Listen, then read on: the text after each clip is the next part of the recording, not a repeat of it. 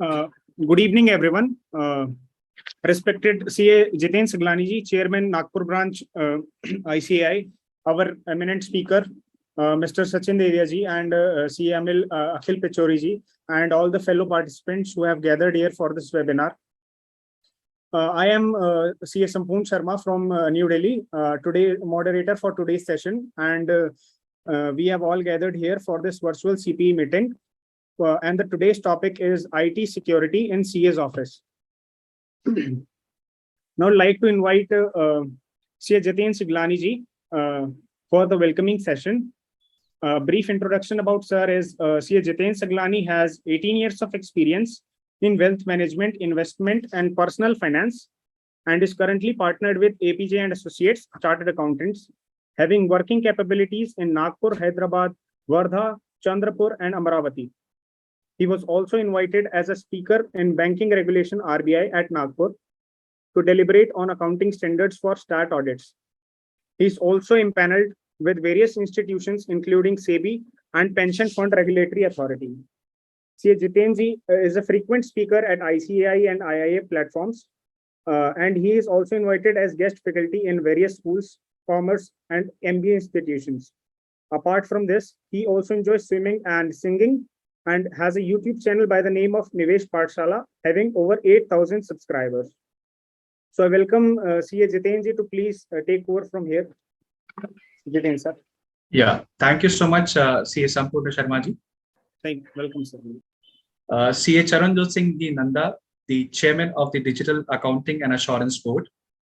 Respected CA Dayanima Sharma ji, the Vice Chairman of DAB.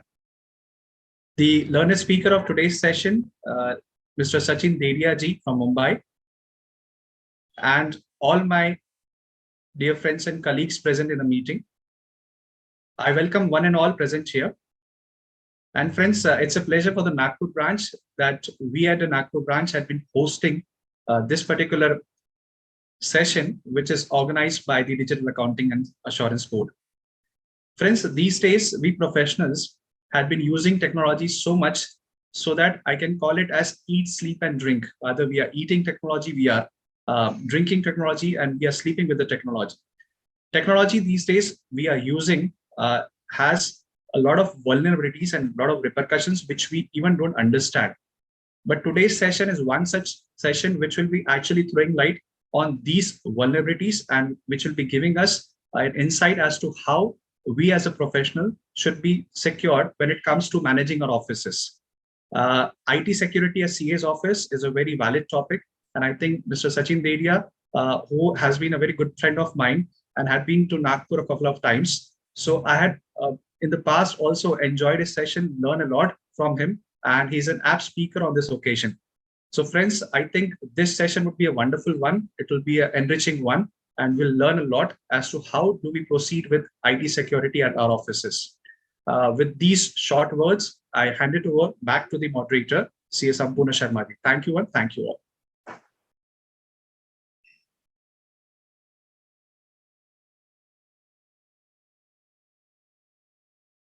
Sampurna ji, you are on mute.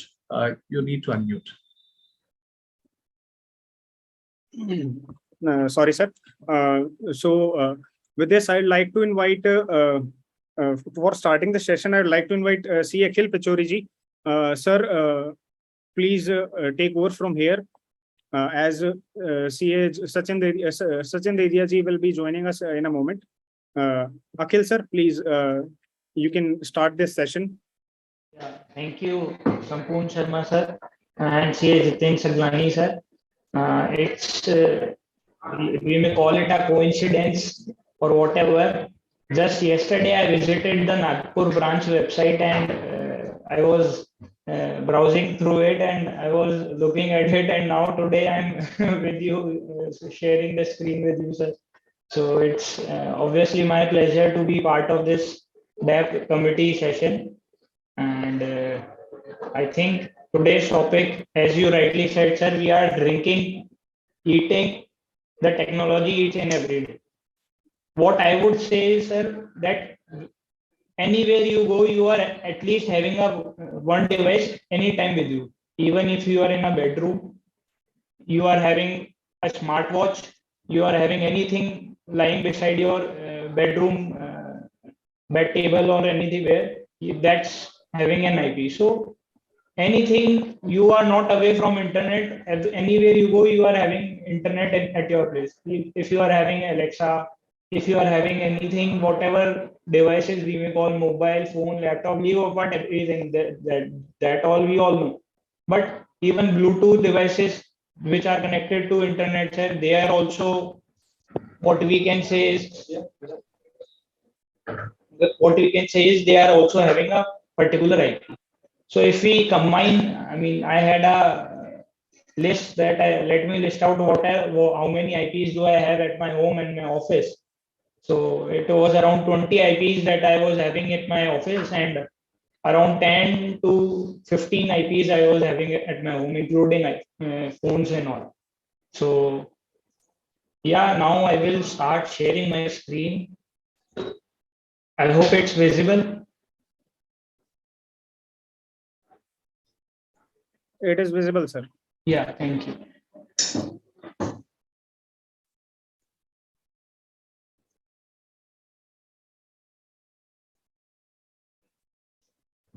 So yeah, what we will understand, or what we will do in today's session, firstly, we will find out what are the threats that are associated with the technology that we all use in our offices, and what are the risks that we may face due to this technological usage, which have been increased quite a lot over a few period. So then we will understand a few basic concepts of those who are unaware about those basic concepts, so that it gives you a broad understanding what we are doing or how can you secure yourself. Plus, it would, I mean, this is a very short PPT of 10 slides. We will be doing more of a hands-on because Sachin sir is my guru. So I have learned it from him only to do more of a hands-on approach.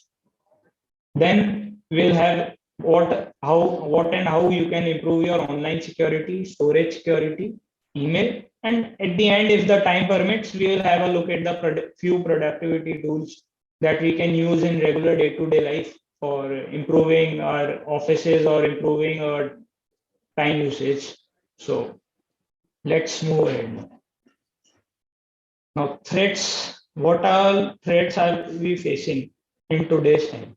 Sir, if you look at current scenario, a CA's office has more knowledge combined. If you combine it for a whole lot of your clients, that you are having his data, you are having his income tax returns, you are having his DSC, that I have covered in the third point also. Sir, what happens now? Let's just go with an example. I'm a chartered accountant, or I'm a CS of Mr. Mukesh Ambani or Mr. Gautam Adani. So what happens if there is a data breach in my office? So it is not only just affecting me, leave apart the reputational part, but you just look at the power of that data breach that can cause it. Because as we all know, there are unaudited financials that are to be quarterly posted in the results and intimated to SEBI with, I mean, and the prices fluctuate over that period, as we all know. And these are, I'm talking about the Asia's two richest person of India. They are from India, and world's top five, both of them. I mean, there is a tussle between both of them, who is the fifth one or who is the fourth one. So just think how much it can cause a loss if that data is breached. That's firstly, it's an insider information. A whole lot of insider information is there. If I get to know that Reliance is going to make a deal, like let's say there is a contract between Google and this Reliance Industries, and let's say you are the person who is preparing that contract. You come to know that, yeah, this is a draft contract, and that contract in the data breach, it has been leaked or somewhat your office person has taken it out just because there was not enough storage security in your office. Sir, financial repercussion that you are not discussing, but the reputational breach that it is going to cause both the Reliance Industries and to your firm's reputation, that is huge. So this is a great risk that since we are using, I mean, firstly, I would like to point out one more thing. How many of you are using Windows with pirated license, or there is a small watermark at the right bottom of your screen? Click activate Windows. I would say there are n number of people with that, and I've seen people sharing screen and doing that, this and that, and I've seen big people doing that, and big chartered accountants. So, sir, this is a problem if we cannot expense a few bucks on licensed softwares. It's a cause of worry for each one of you, because if there is even a single vulnerable device in your office, this is going to cause whole lot of loss to all the network, all the devices. If there is any device which is vulnerable and has been exploited, that device will corrupt the whole network, and all the devices in the network are, we may say, they are exposed. Because, like, let's say yesterday only I was at a big corporate doing their scanning of their network. What the problem was, they had a few vulnerabilities, and that were huge one. Remote control, RCE, we call it, remote control execution vulnerability was there, RCE. Now that's a huge vulnerability when we come to the IT part, but that was because I was logged in with their internal system. So what I did was, they had a Fortinet or Sophos, I think they had Fortinet firewall, but because I was in their internal network, the firewall was bypassed. Okay.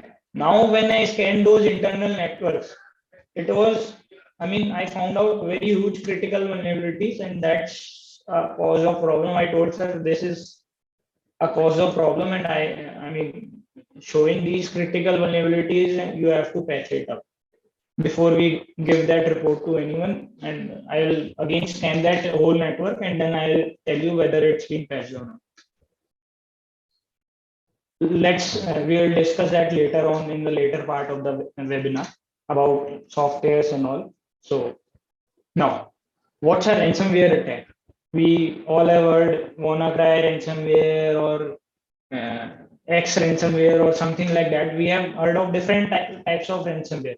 But what is actually ransomware? Many people still don't know. I mean, it's quite common nowadays, but still, ransom means what we call, when someone is kidnapped, the kidnapper demands for ransom. Same way, if your data is kidnapped, that is, your data has been logged, you are not able to access it, and the hacker is demanding some ransom. That sort of attack is known as ransomware. So it can propagate over all your network. Like if I downloaded, I went to a clickjacking site, where phishing website which downloaded that ransomware. Now, if I am connected to, like, let's say 10 PCs, just because this one PC was vulnerable, the whole network is now corrupt, and the documents, the tele data, or any sort of data, and the files, these all are encrypted with a particular extension. Like, let's say we have PDF with extension .pdf, we have an extension of Word with .docx or .doc or .rtf, whatever. So they configure it in such a way that, like, let's say .abcdefg, this is an extension. Now, how do you do the, like, sir, how do I do that? How to unbreak it? Because they encrypt it with a particular key, so they do only have the decryption tool or decryption key with them. So you cannot do anything until and unless it's a famous ransomware. I will just show you also how can you go with those decryption tools also and how you can use them. But like there is a new ransomware, the decryption tool is generally available only after 6 months or 1 year, I suppose. Yeah, digital signature. Sir, IT Act says a lot about it. Digital signature. I mean, if you are using it without power of attorney, like everyone should, sir, आपका GST return भरना है, आपका DSC चाहिएगा. Or what people are doing nowadays is they are having two digitals, one with the client and one with us, so that it is only for the purpose of return filing or whatever you may do, income tax return, whatever. We all know the 3CD is to be uploaded by us and it has to be approved by the counterparty. Now, in 99.9% cases, what is happening is this is the system. I think this is having a, let's say, public IP of 122.161.88.145. So what will it show? Sir, 3CD was uploaded from this IP. Okay, no problem. Was it approved? Yes, it was approved. What was the IP? The same IP of this machine. And was there client at 10:30 or 11:50 at your office? No, it cannot happen because you are the only one on 30th of September uploading and keying the DSC. Okay, it's only 10 minutes left. Let's upload this final audit report so we can finish this up. So the same IP will be recorded for approval also. Now, sir, a risk here is involved. Like we may say, sir, there are, I mean, just try to understand what is happening in the real world nowadays. I have seen 2-3 cases myself. There are 3 partners, let's say husband, wife, and their mother. Okay, for mother-in-law, for her wife. Now, what is happening is there are 3 partners. There is a divorce proceeding going on between husband and wife. Partnership firm I am talking about. And husband and wife are doing, I mean, their tuning was not so much good. So what they did is they filed for divorce proceedings on, let's say, 30th of August. Now, there is 1 month gap between 30th of August and 30th of September. Now, what is happening is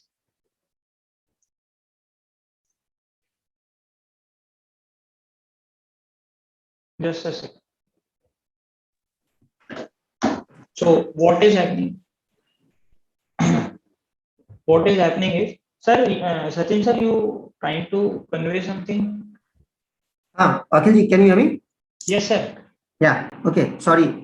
Sorry, all the participants. I'm actually just in a government meeting. I'm in a government work itself. So I requested my good colleague Akhilji, who also works with us on many projects. So I asked him to take, and he has done many sessions on our behalf also. So I asked him to take the session. So I'll just take some parts in between. Okay. And I also request Akhilji to stay with me. Okay. So I'll share my screen. Akhilji, I hope all of you can see my screen. Yes, sir. Okay, thank you. Okay, so as Akhilji was saying, ransomware attacks. Okay, so to all the chartered accountants and everybody, ransomware attacks. Just hold on. I'll just ensure my bandwidth is proper. Then I'll share my video also. Okay. So my network connectivity is just that I'm on a different place. So I'll just wait for my connectivity to get stable and I'll share. So like Akhilji was saying, ransomware attack. Okay. So as you can say, when we have very good, network defenses also, when we have good firewalls, when we have good antiviruses, when we have everything best, it is said the weakest link in the terms of cybersecurity is human beings. The weakest link is none other than the human beings itself. Okay. And one of the biggest threats in terms of cybersecurity today is nothing but what? Ransomware attack. Okay. So can anybody tell me, you can put it up on YouTube also, wherever you want to respond. Can anybody tell me what is the best defense against ransomware attacks? Okay. So the best defense against ransomware attack would be a backup, a good solid backup, So how do you take the backup? Okay. What I would request all of you is that no matter how good your security is, there is a very good possibility that ransomware can still breach into your systems. Okay. So one of the best ways to take or to defend against ransomware is to have a good backup. I'll repeat this again and again, because if I open my email account, okay, you will see that practically every day, 1 or 2 emails come to me asking them to find the decryption for the ransomware attack that they have suffered. Okay, this is the effect of ransomware attacks. Okay, so how do you take a backup? How do you take a proper backup? Anybody so far, how you are taking the backup would be, you will have a server and you will have a mirror backup, okay, or a real-time backup, or what you can say as an appended backup, okay, or additional backup itself. So I'll just share with you. There's a golden rule. We'll share the notes also. Akhilji and me have prepared notes. We'll share you all the notes, very good notes also. One of the best ways to take a backup, please remember this for the rest of your life. If you really, really want to protect against ransomware attacks, okay, or any cyber threats, my request to you is follow these rules, what we are just going to tell you. Okay. So one of the best ways to protect against ransomware attack is to have an offline backup. Now, when I say offline backup, what do you mean by offline backup? Anybody? When I say you need to have an offline backup. So offline backup means a backup which is not connected to your existing network. Okay, or it could be not connected to the internet itself. So, our age-old methodologies where people used to take the backup, on an external hard disk. So what I would request here is, if you have a server where you take all the local backup of few computers, of your office and everything like that, and you might have an additional hard disk or a software that will allow you to take mirror backup or real-time backup. Okay, or you will have certain softwares that will allow you to take backups in between. Okay, so my request here is, you can take you can take a paid software or a free software. We'll give you both the softwares. We have prepared a list of good backup softwares that will only take incremental backup or that will only take additional backup. Okay, so I'll share you that list also of all the softwares. Okay, but remember the methodology to take the backup, which I'm about to share right now over here. So, one, offline backup, which is not connected to the internet. So you can take an external hard disk, 1 TB, 2 TB, 4 TB. Keep a scheduled backup, in the sense at every Friday evening or Saturday afternoon, depending on your this thing.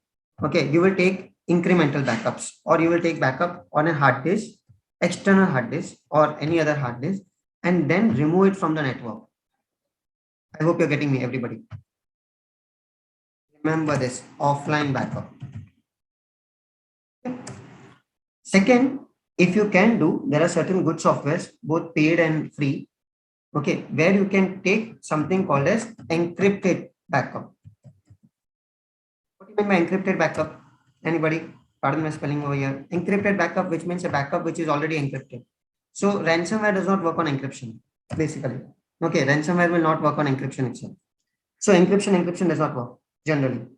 Okay. Third way to take the backup is, or best, I would not like to say, is test your backup, because I have seen in my cases where people, they are taking backup for 3 months, 6 months, 1 year together. And ultimately what happens here is, when the time comes to restore the backup, it is not working. I hope you're getting me. The Tally backup is not working, files are becoming corrupted, Excel is not opening. So this is the effect of taking backups. Okay, I'm just saying this thing. If you follow these rules of offline backup, encrypted backup, and test the backup, okay, trust me, this is one of the best ways to protect against ransomware. Okay, no matter how good your antivirus is, I'll repeat, no matter how good your antivirus is, no matter how good your firewall is, okay, there's a good possibility that some human being, some people might end up clicking on any link or download any file in the day-to-day work. And that could be the cause of the ransomware effect, or maybe because we have given some online access, anything it could be. Okay, and our data could get corrupted. But if you follow these rules of having an offline backup, an encrypted backup, and test the backup. That's it. Trust me, it's a very good protection against ransomware attacks. Okay. I hope this question was clear. Okay. Then next topic that I would like to take here is not in terms of security, okay, but it is more in terms of monitoring. There is something that people always, that when I take a CS session for chartered accountants, many chartered accountants have this common question that what is the best way to monitor an employee? How do we know that our employee is not taking out any data? How do we know our staff is working properly? Okay, so there is a good tools which I can show over here, known as Active Track. This is used by many corporates. Okay, so this is a tool. I'm not saying you to doubt the employee. Okay, I'm not even saying that you have to continuously monitor your employees also. I'm saying over here that this is one of the ways to ensure, or not exactly, this is like a post-mortem. It's like where we can go to see the logs. Okay, this is the ways through which you can see what the employee is doing behind your back. So, many people ask me, as long as you're sitting inside the office, everybody will, do a work properly, basically, right? But then obviously, what you can say is once you leave the office, you know how the employees will behave. Somebody will download the movies, somebody will watch YouTube, a lot of other things. How do we know the employee is working productively? So I would like to use the word not monitoring, but productivity. So what you can do is you can, download this tool, run it up on the employee's computer. It will be hidden. I repeat, it will be hidden. It will not be seen on the screen. Okay. And then you can see what all data he is sharing, what all data is working on. You can see the screenshots, you can see on a screen, everything will be visible on the screen. Basically, it is like a CCTV camera for the laptop. Okay. I hope you get it. It's a free tool. Again, it's a free tool. It's a tool. On one email ID, they are giving 3 computers. One email ID, 3 computers over here. So you can monitor up to 3 employees. Okay. And then you can take it forward from over there itself. Try it out. Try it out. As soon as my session ends, there are many chartered accountants who have tried this. And then they have given me some good reports that they were able to identify out of 6 or 7 how many are actually working, basically.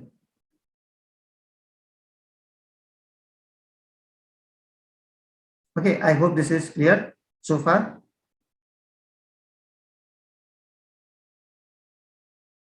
Everybody? Okay, sorry. I think we'll take the question answers later on. So I'll move on to the next topic.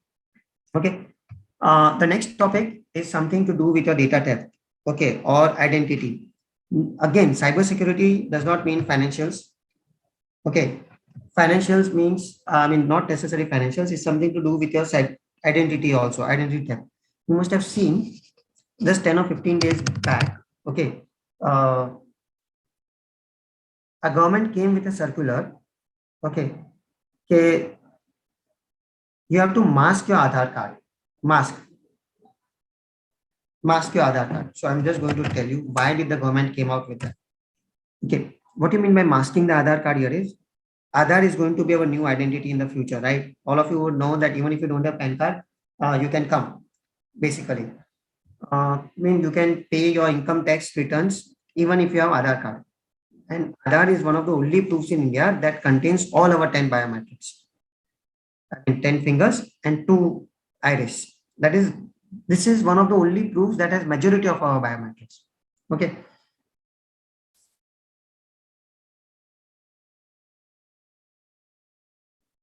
So there are 2 things which I would request all of you to do.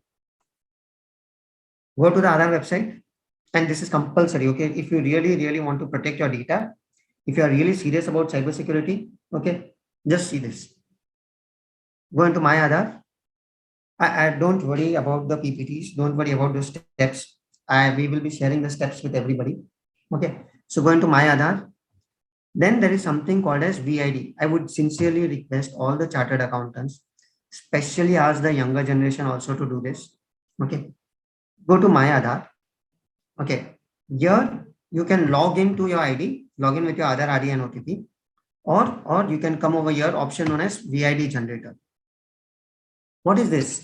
Virtual ID generator, which means, what is going to happen is you will get an Aadhaar card, a ditto looking Aadhaar card, where it will display only the last 4 numbers of your Aadhaar card. And below that number would be a 16-digit virtual ID.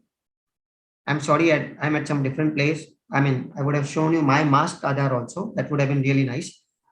But what happens here is you can generate your virtual ID. And if you're going to ask the question is virtual ID accepted?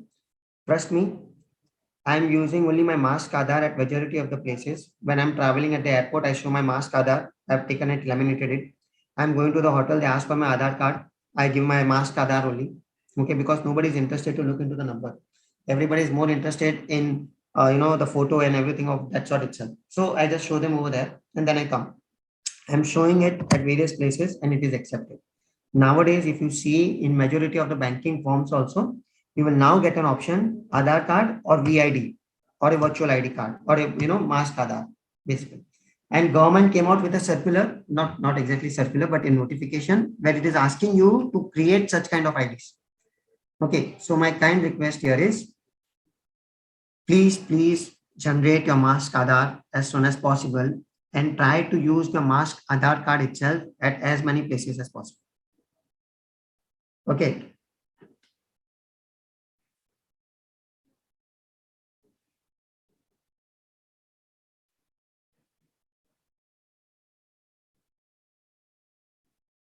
I hope this is clear. I'll repeat the steps. I'll go to my Aadhaar, UIDAI.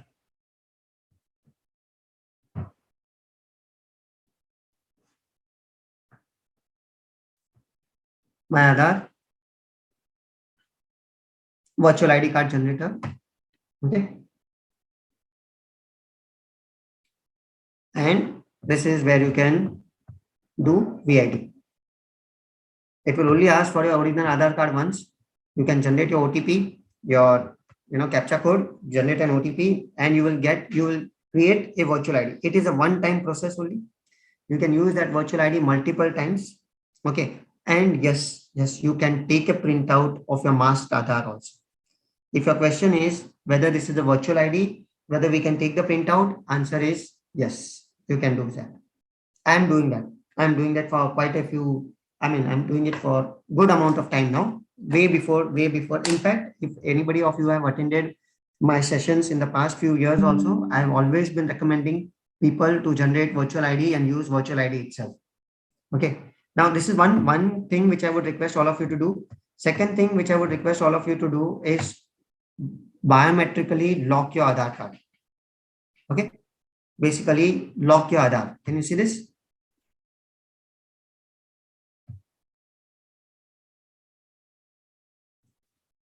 What do you mean by Aadhaar lock? Biometric lock. See, as I said, we have given a lot of our biometrics at various places. Like I'm sure majority of you would have given your thumb impressions to lock your phone. Am I right? I think majority of you would be, locking and unlocking your phone using your biometrics. There must be third-party biometrics which you must be doing to swipe into your office and everything like that, right? So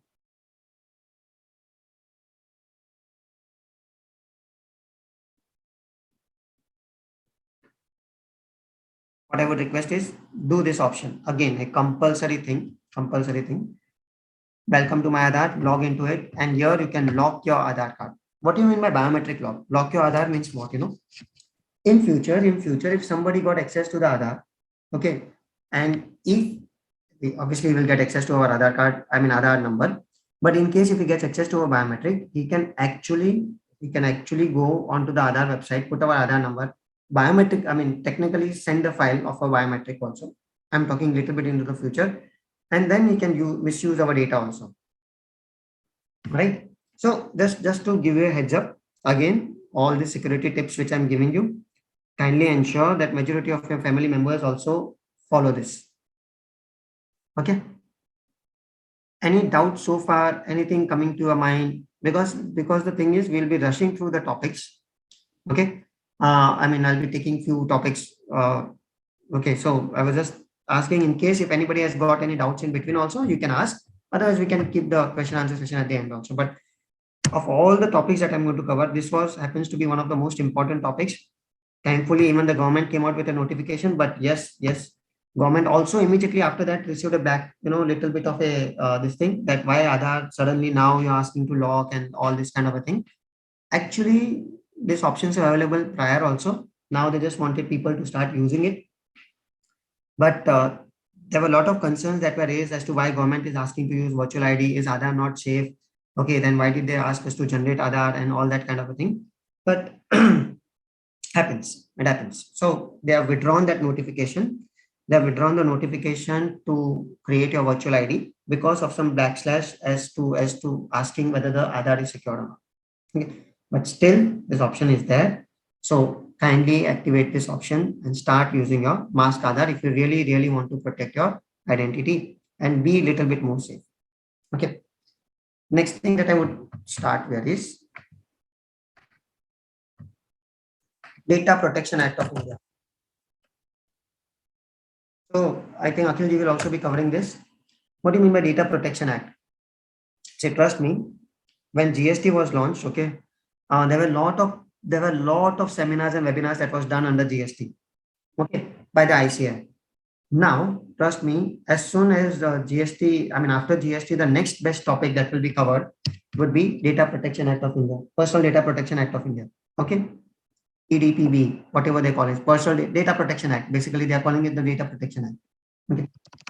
So, what is going to come in this act is, if any, like Atul was saying, if my data gets breached, okay, if my data gets breached, and I can come to find out that from where the data got breached and he has not adopted good standards of security, I can go and sue him. Which means, I'm just giving an example. If my data is with you, and from there the data gets breached, okay, and I come to figure it out, and or I suffer loss or damage, then I can come and sue you. This is how powerful this act is going to come out. Of course, the act has got a little bit of more time. It is still not launched. It will be launched. Okay. But once it is launched, it will be 2 years of time would be given for every company, every corporate, every individual to, work on this act, do reasonable standards of security, protect the data, protect the privacy. But that would also mean the act would also ensure that chartered accountants also get audited. Fortunately, unfortunately, I'm not very sure, but even CAs would be coming under the purview of Data Privacy Act, in the sense chartered accountants would be held responsible in case if some financial data gets stolen, it is proved that the CA did not had reasonable standards of security, as a result of which the client suffered some losses. Well, things could get little tricky, okay, or messy. So just that is reason, this cybersecurity seminars, webinars, just to keep on updating, why this is very important, everybody. Okay.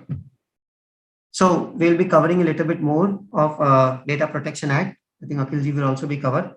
Okay. So I'll move on to the next point, but please remember this. Okay. Start preparing before it actually comes in an act. Go in a phase out manner. We are just going to cover a lot of points. Does not mean that you have to start doing all the points together itself. Okay. Just in a phase out manner, begin to understand what is best for you, how you can imply security, how you can take it up further. Because as you're aware, SEBI, RBI, IRDA, all of them have made regulations very compulsory. I mean, cybersecurity for all the organizations that come under them, they are strengthening the norms, they're strengthening the compliances with respect to cybersecurity. So just focus on all that. Okay, you will get lot of opportunities to all the chartered accountants.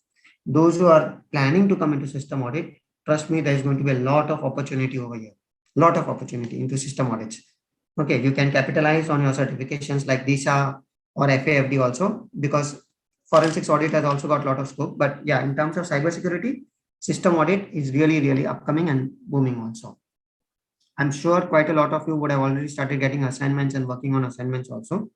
So yeah, the future is there. Future is really good in terms of cybersecurity. Okay, and move on to the next point. Is your Gmail ID? In the sense, we are going to talk about your email ID.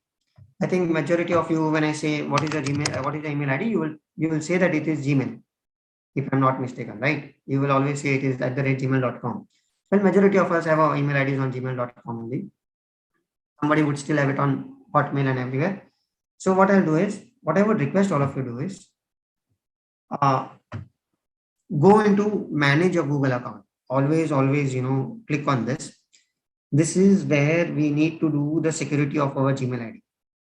Okay, because I believe majority of us would be having a Gmail ID. That is the reason I'm going to show using a Gmail ID itself. Okay, so I'll go into manage a Google account. I think all of you saw that. I'll go into manage a Google account. Home, personal info, data privacy. I'll click on the button security. And this is where we need to do the security. So we just need to figure it out. Okay, I'll just come over here. Look at this third-party apps with account access. You can see this third-party apps with account access. So what I'll do is I click on manage third-party account access.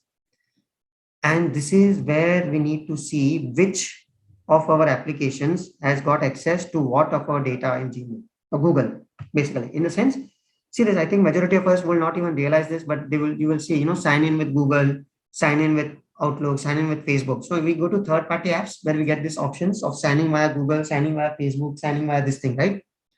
When we do that, when we actually do that, what happens here is, as a result of our signing, they will get access. They can get access to our certain data in our Gmail or Google, basically. So you can see Clash of Clans, okay, which means I'm registered on Clash of Clans. As a result of it, it's got access to Google Play. All of you must be using Truecaller. So Truecaller, as a result of which, got access to Google Drive. Now you can see what happens when you get access to Google Drive. See, create and delete his own configuration data. That is okay. He also got access, Truecaller got access to my personal info, including any personal info that I made publicly available. That is also okay. And WhatsApp Messenger has got access to Google Drive. Again, it is okay because I must be taking the backup of my WhatsApp on Google Drive. So fair enough. So apart from this, these are a few of the other websites that I must have registered. But my point here is very, very simple. Please do this. Okay, I'll just come over here. Manage your Google account. From manage your Google account, then we'll go into security.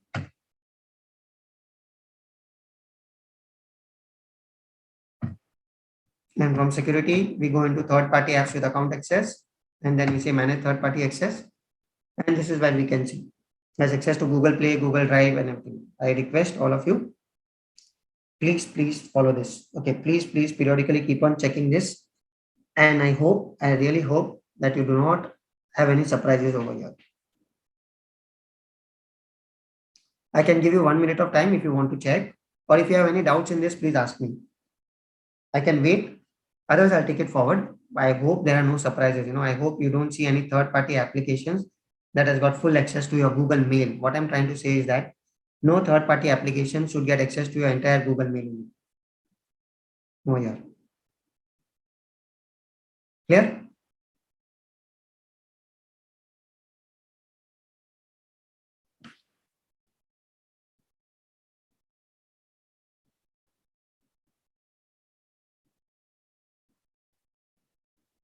Now I'll move on to the next point in Gmail. So once you open your Gmail ID, I'll go to the very bottom. Last account activity. You can see on the right hand side, last account activity. I click on the button details. And this is where I can come to see, this is where I can come to see who has logged into my Gmail ID. Okay. Who has logged into my Gmail ID and at what time. More importantly, what I would request all of you to see is whether everybody's access is from India or not. Okay, India or Maharashtra or wherever you are from. We should not see any access. India MH stands for India Maharashtra. We should not see any access, particularly from outside India. Basically. Okay. You should not see any access from outside India. I hope this is clear. Everybody, I'll repeat. Close this. At the very bottom of your Gmail ID, right hand side, details.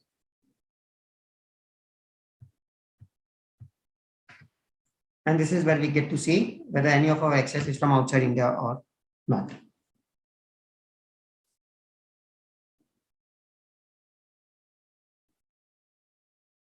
Okay, I hope this is clear, everybody. No surprises. These are few of the things which you need to take care.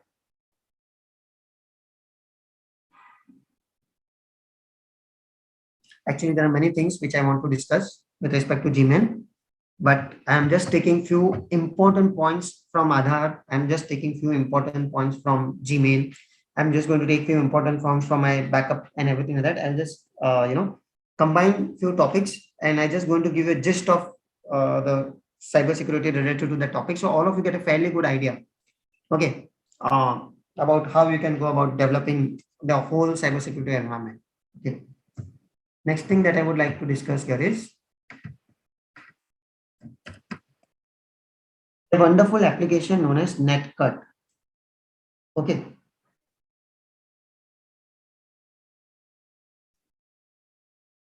Just give me 1 minute. Just give me 1 minute.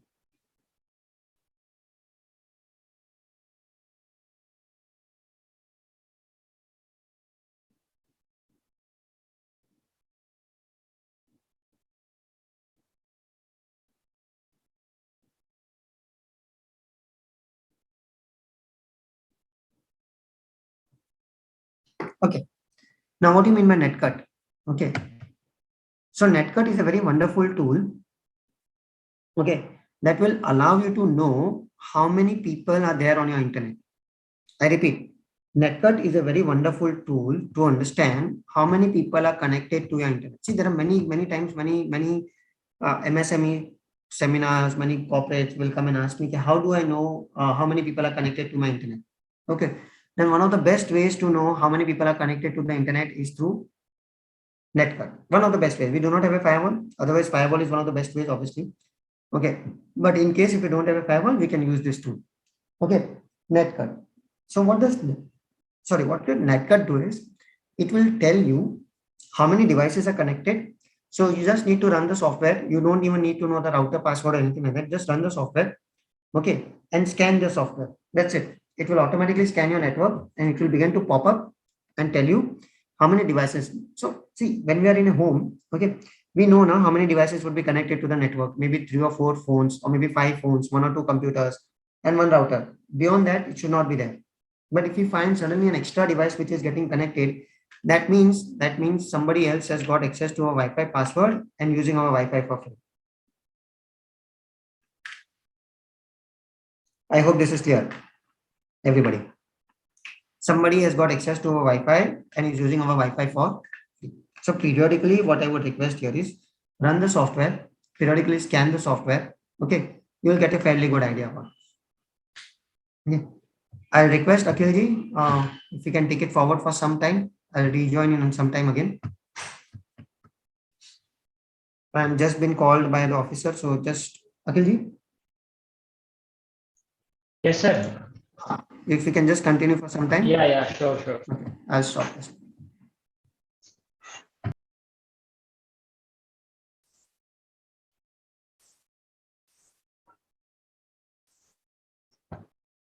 So, yeah, sir, as you covered a few points, like I think NetCut was not covered, or was it, sir? I think he left for this. You can cover NetCut. You can cover NetCut. Okay. Yeah, sure, sir. So I'll share my whole screen now. So as we all know, before that, if we can see this. See, sir, as said that after PDPP, there are going to be challenges and there are going to be opportunities both. So it's up to you. How do you take it ahead? Like, if you want to do data audits, like if I'll just take you down here about PDPP.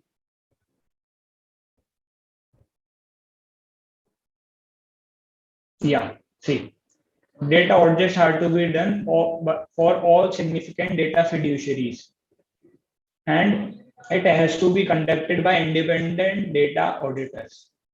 So, sir, what do we do today is financial audit. More what we can do is like forensic audit if we have done FFD or we have that sort of knowledge, we can do FAFD or forensic audit also. We have a few more audits like concurrent, internal, and sort of. What more you can do is, sir, you can do system audits that we are doing, me and sir.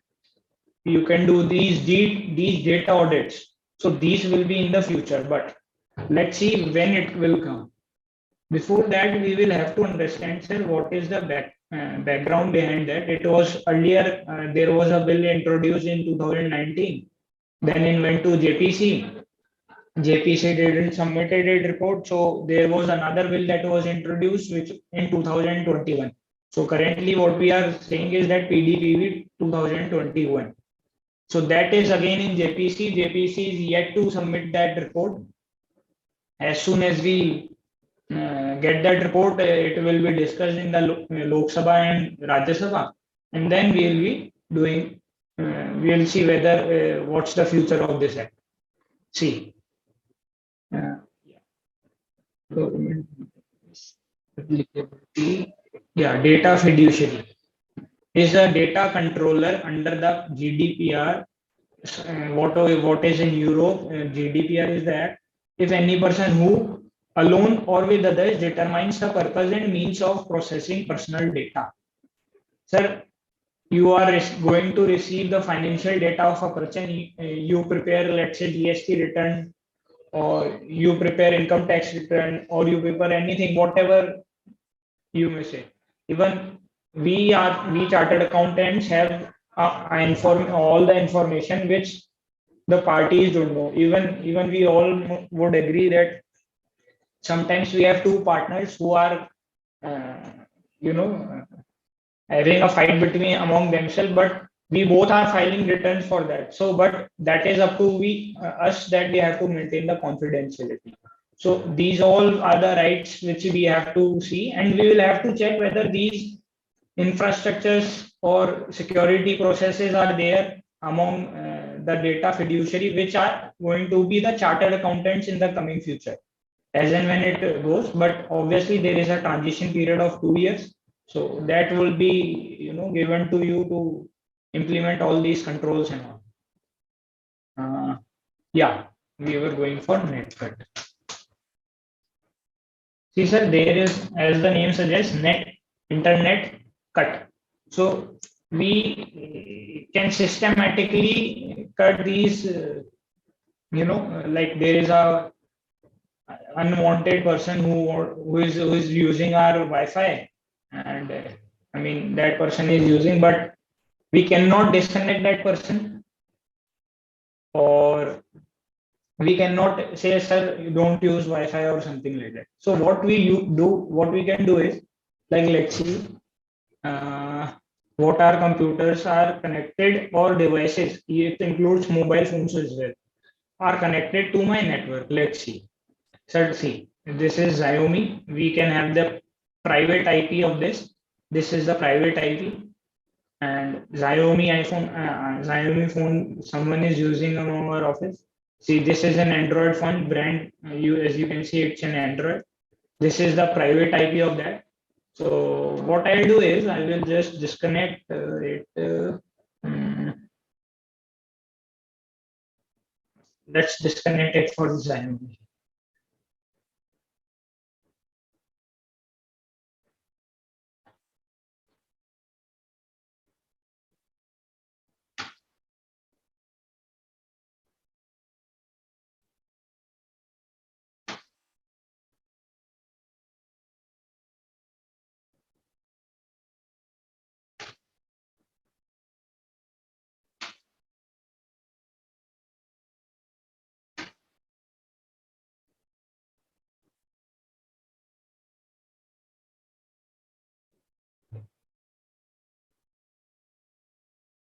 See, what this is actually a free version. So what it is saying that you should either do this or this.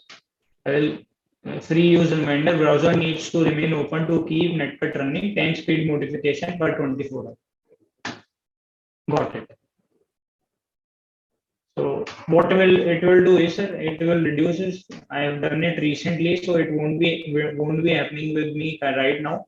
We have a few things like if you want to put a internet glitch for seconds, or you want to block the gaming controls, this is the speed controls. Like sir, if you want to say कि यार इसको हटाना नहीं है, इसको speed की कम कर देनी है, so this is what ये देखो total on and off. I clicked on that and yeah, it's saying me turn off internet. So it is asking me for this, but I will just close it, and it will happen after a few moments because it is not allowed in the free version. It actually takes time, like 180 seconds or something like that. So by way of this, what you can do is this is, I mean, we can obviously reduce the speed. We can turn off the whole internet, like here it is total on and off. So this will actually reduce the internet usage, and that person will focus on working more and reducing the internet usage. So this is the device that we can use. Obviously, you can have a pro membership also if you want, and this is a free version. Obviously, this if you can see on the top right, this is Defender is on. That means no one can switch your internet off by using this network. So this is the Defender that you are using. Obviously, this should not leak to your employees or to your staff, because if they come to know, they will also download network and they will turn this Defender on, and later on, obviously, on their phones. I mean, it's obviously the phones that we need to control the speeds or the reduce the usage of their internet. So this can be used. Apart from that, we will cover other tools also which are there. So this was data protection bill. Yeah, no.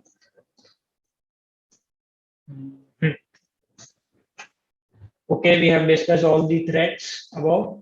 Now, a few basic things. Sir, we all know IP stands for Internet Protocol. Now there are two versions currently running. Version 4, which is whose IP are like this. I will just show you live. Like I will just go to this website, my IP, or I will just go to Google also. IP. What is my IP address or whatever? There are n number of websites which we can use to know what is your IP. So see, we actually what we have been using is we are using a static IP. So even I use it in my phone, I use it on my laptop. While I'm in office, my public IP would be this only. 122.161.192.246, because we have taken a static IP. Obviously, we have a Airtel broadband, as you all can see here also. Yeah. Now, this is the private IP.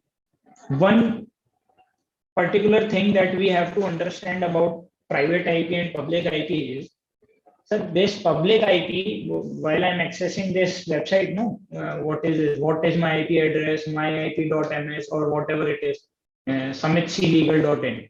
What IP they are recording? Sir, they are recording this IP. They cannot know your private IP. They can only know what is your public IP, and they obviously they have to maintain logs by way of this IP. So and so person or so and so device entered our website, and this was the IP recording. Now, if in case there is, let's say, a cyber attack, or someone might say who were the people who visited our website. So, sir, a few websites which have been banned, like in Saudi, we have a few websites banned because of the revenue and the VPN also. So if that person is visiting the website, and if that is, I mean, under the law of Saudi Arabia, if that person is going to that website, what the government will do, sir, who are the person who visited this website from our country? Okay, so see, if you can see, India is coming, Similarly, their country Saudi will be appearing, and our IP, this IP would be recorded in their logs. Now what they will do, they will go to Bharti Airtel, they will show, sir, whom you have given this IP, just tell us. They will say, sir, we have given this to Mr. Akhil Pachuri, you kindly contact him. If you can see Windows 10 64-bit edition I am using, this is also being recorded. Your browser, Google Chrome, yeah, that's the version, I think 103. So these are the things that are being recorded. No proxy is being detected. Yeah. Now I will show you the private IP. Correct. For that, what I will do is I'll click on Windows R. Now I click on CMD command prompt. Now what I'll do is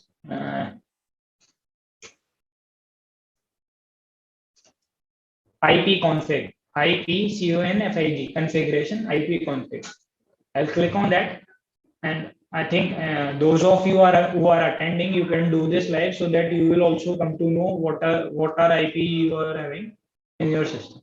Okay. So see, sir, at the end you can see there are three things: default gateway, subnet mask. 99 cases you will find it 1.1 at the end of the IP in case of default gateway, and this is by default, I think 99% cases subnet mask is this only. Now this is the private IP 192.168.1.5. Even I would like to tell you one more thing. Those of you who are trying this thing out, either you might be receiving 192, IP, private IP starting with 192, either 172, or by 10 dot something, because there is a nomenclature set for standardization of these IP addresses. In private IP, you will see only these three. In public IP, you won't see these three. You will see all the IPs apart from that. So if you are having a confusion, this is a private IP or a public IP, what you have to do is just look at the starting of it. If this is 192, 172, or 10, then that's a private IP. Otherwise, it's going to be a public IP. Now, some people say, sir, how do we identify the public IP of a website? I will just go ping google.com. If you can see, we have the public IP, and it is not with 192, 172, or with 10. It's starting with 142 and this. So now I will just tell you what happens next. I just copied this IP. I will just paste it here and see where it has taken it to me. Google.com. Just I will do once more. Even a website has an IP. Even your devices have an IP, public IP. This, what I showed you, was version 4. Now, what about version 6? Version 6 IP, sir, somewhat looks like this only. See.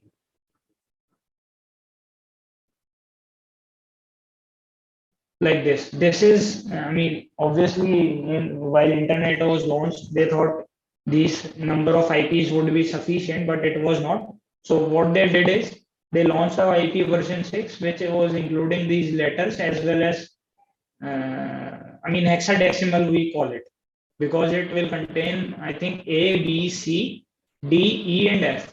6 letters. That's why hexa, and decimal. Obviously, we can see the letters. So that is why it is known as hexadecimal, IP version 6. So now, sir, okay, we understood. Now, how do we use this in our offices, or how do we take utilization of this knowledge? Sir, now I will show you one more thing. Whenever you are going, you all must have heard of VPN. Okay, let's move to VPN afterwards. We'll see how we can use that. Now, sir, there are a few devices, like I'm having this computer at one place. a server, and 10 computers are connected to a server. Now, sir, let's say someone did something on internet, and the IP that was shown was of this whole, I mean, our network, and the on each and every computer it is showing as I showed you, na, the public IP would be shown as this. Now, sir, how I will identify? Let's say this is my office. Okay, I will know who is who. But in cases of cyber cafes, in case of computer labs, in cases of big organization where we have 200, 300, 500 PCs, in those cases, how do we identify, sir, who is the culprit behind this? How do we identify? Because if the organization, if it's going to come to the organization ad will come. Now, how will they identify this, sir? ये computer पे this was done. Now, we have a system of either obtaining private IP automatically, I mean the network gateway or the modem will allot the private IPs automatically. Either this is one option, or the second option is you specifically allot private IPs to each and every computer. Like this is my laptop. I will assign, like, okay, let's see.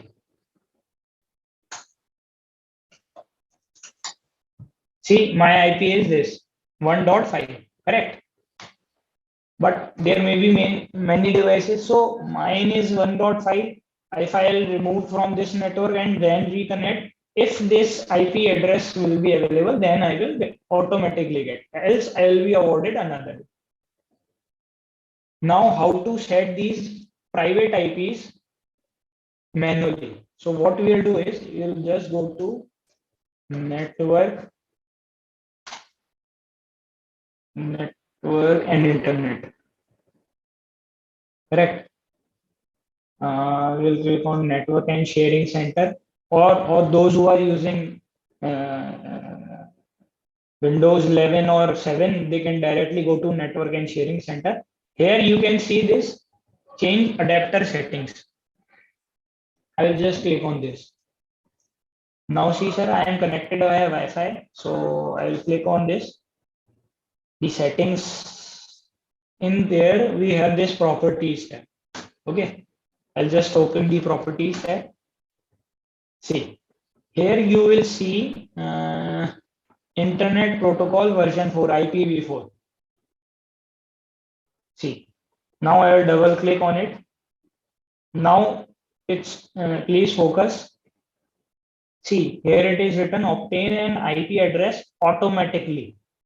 You don't have to do anything. Each and every device, I mean, if that IP is busy, you will get a next IP address, whatever the server will allot to you. So this is what is the case with 90% of chartered accountants offices. What I'll do is I will just click on use the following IP addresses. Now, IP address. First of all, we'll use the default gateway.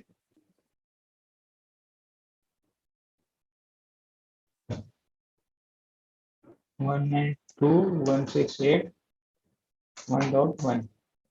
Subnet mask, I'll enter 255.255.255.0 and hit the IP address. We'll enter 192.168.1. Now you tell me what you want. Obviously, you cannot enter above 255. You have to be between 0 to 255. So let's say we'll take IP address 108.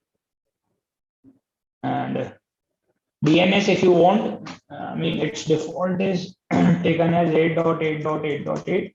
You can say, and you can click on OK. Yes. Now I will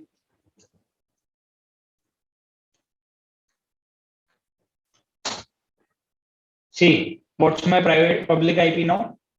192.168.108. So now sir, चाहे कुछ भी हो जाए, whatever, how many times I will get removed from this network or I will join this network, my public IP will remain this until and unless it is being allotted to someone else. Like let's say I went out of town and when I returned, there was a PC, it was allotted, we added a new PC and it was allotted 108. Okay. Now what will happen is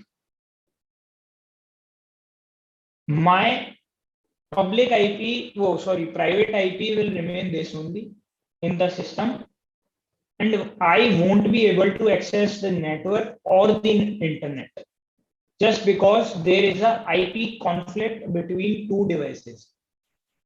Two devices cannot have the same identity, like you cannot have the same biometric like your brother, your sister, or your father, mother, or each and any one person out of this 7 billion population of the world.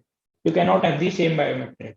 Similarly, in a network, you cannot have the same public IP.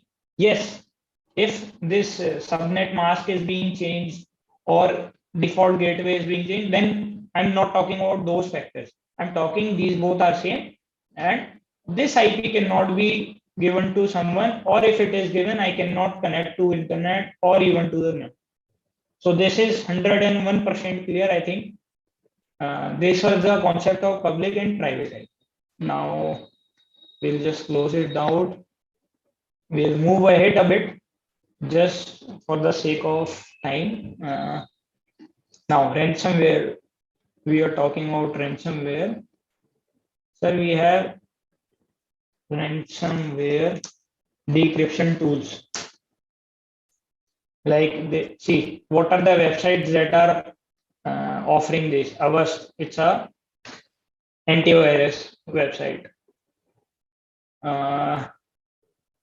Capsurgy, it's also an antivirus website. Quick Heal, it's also an antivirus website. So these all are the websites which are providing decryption tool.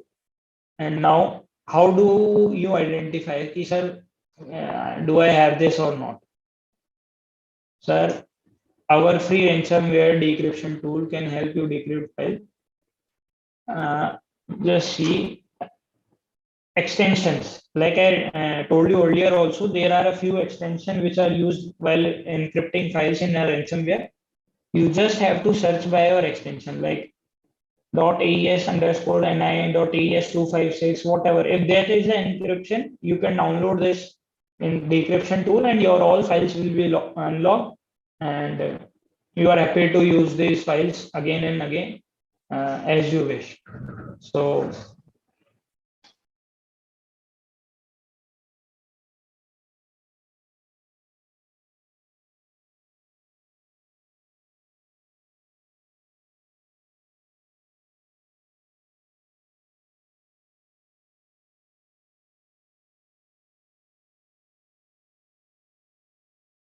no, sir. Actually, someone was asking something. So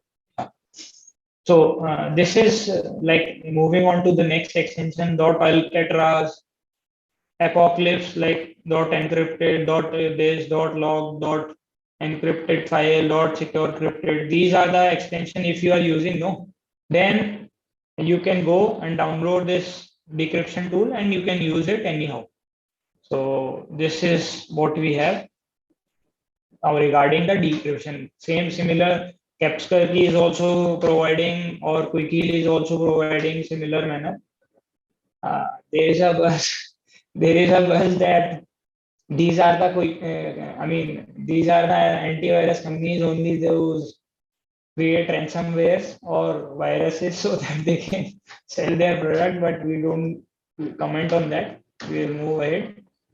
Yeah, I'll just close this all now. Now network, VPN, metadata. Okay, now VPN, I'll tell you one thing. See, Opera is a browser, as you all know. We all must have used it at any point, at one point of time or other. Sir, Opera provides you a free VPN. Now, VPN are of two types. What Opera provides is that is masking of IP. That's it, nothing else. Now, same website we will go myip.ms. I'll click on that. Now, what's my IP, sir?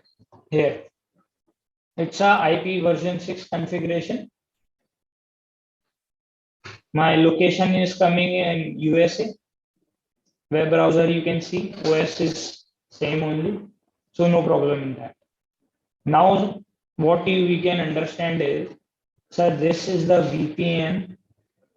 Yeah, I'll tell you where you can activate this in Opera only. We'll just go to settings. Yeah, full browser settings. I'll just search VPN. See, enable VPN. Here is an option. You can just disable also. See, now there is no option of VPN. And when I refresh it, it will show me my, obviously, this IP. We'll just enable it, refresh it, and then we are having a new IP altogether. You can use America, or there are a few options. So what if you just want to mask your IP so that you can anonymize your ads? Like there are a few people. I mean, there is a term I would say. What do we say it? Data poisoning. Yeah, this is the term that people are using. Sir, if you are using a Chrome browser, you are using your Gmail ID and you are surfing over web by way of that, or by way of your static IP. I mean, this, all of you must have experienced that if you are using so and so IP, what you will see is, if you are browsing on from same IP, I'll just go to here, I will type woodland shoes, and I'll see these and this. And now if I go to, let's say, text glue only.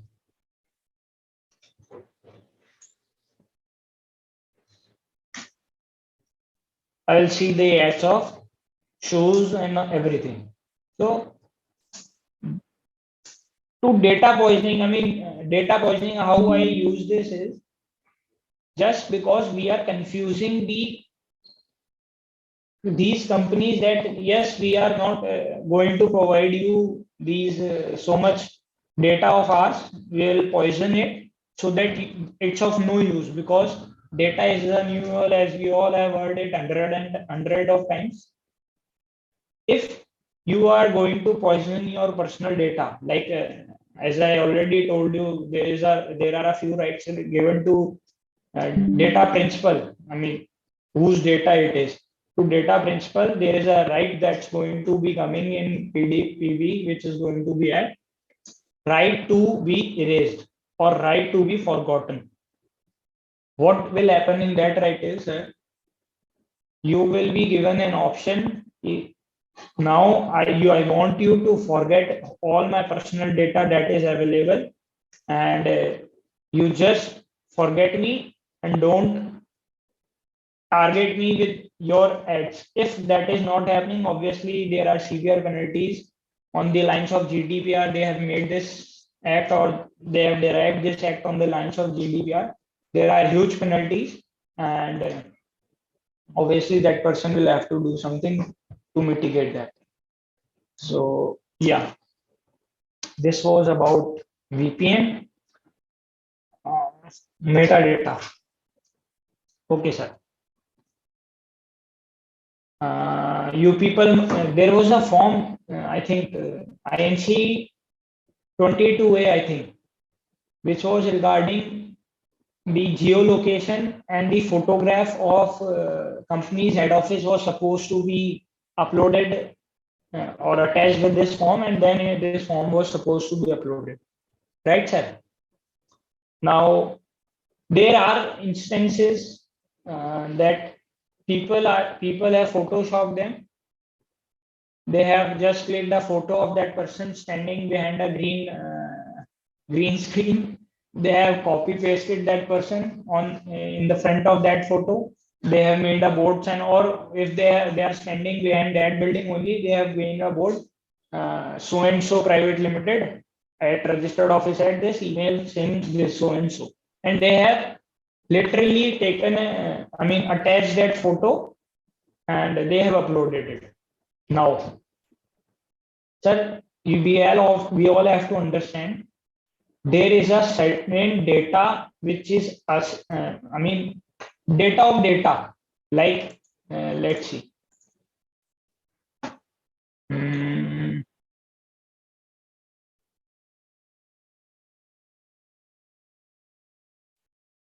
Yeah, let's see. So this is a PPT. What I will do is, how do we know what's its metadata? Sir, I click on properties, I click on details. See who's the origin. My name is coming Akhil Pachuri. Okay. Program Microsoft Office PowerPoint. Okay. Date. Okay, we have the creation date, we have the editing time, we have this everything, word count, template. Okay, widescreen. Okay. Yeah.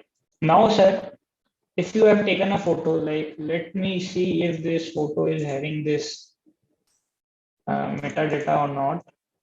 Yeah, it's not having because it's a screenshot only. It's a screenshot only. So,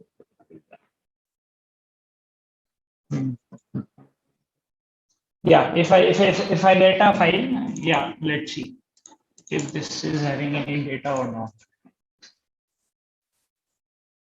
No, it is also not having because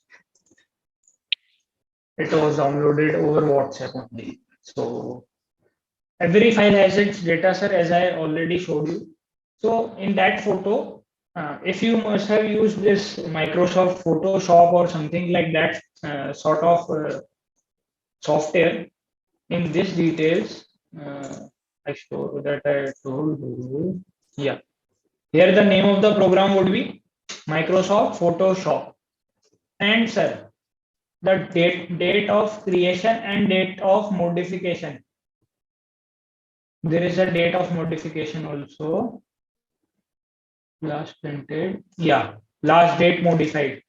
It's 9:57. It was created. Now, in cases of if you are taking a photo, sir, there should be a difference between creation date and modification date or not? No, there shouldn't be. If that photo is genuine, if that photo is original, there shouldn't be any difference between the creation date and the modification date. So what we'll do is we'll just skip this because this is the PPT I have created on today itself, and I used it. If you people are interested, what you can do is you can go to your photos on Google Drive or something like that, and click on that details, and obviously there are metadata removals also, or if not, I'll just show you how you can remove those metadata. I'll just click on this. I will click remove properties and personal information. You can see at the bottom, I will say remove the following properties, select all. Okay. Now I think this metadata should be removed.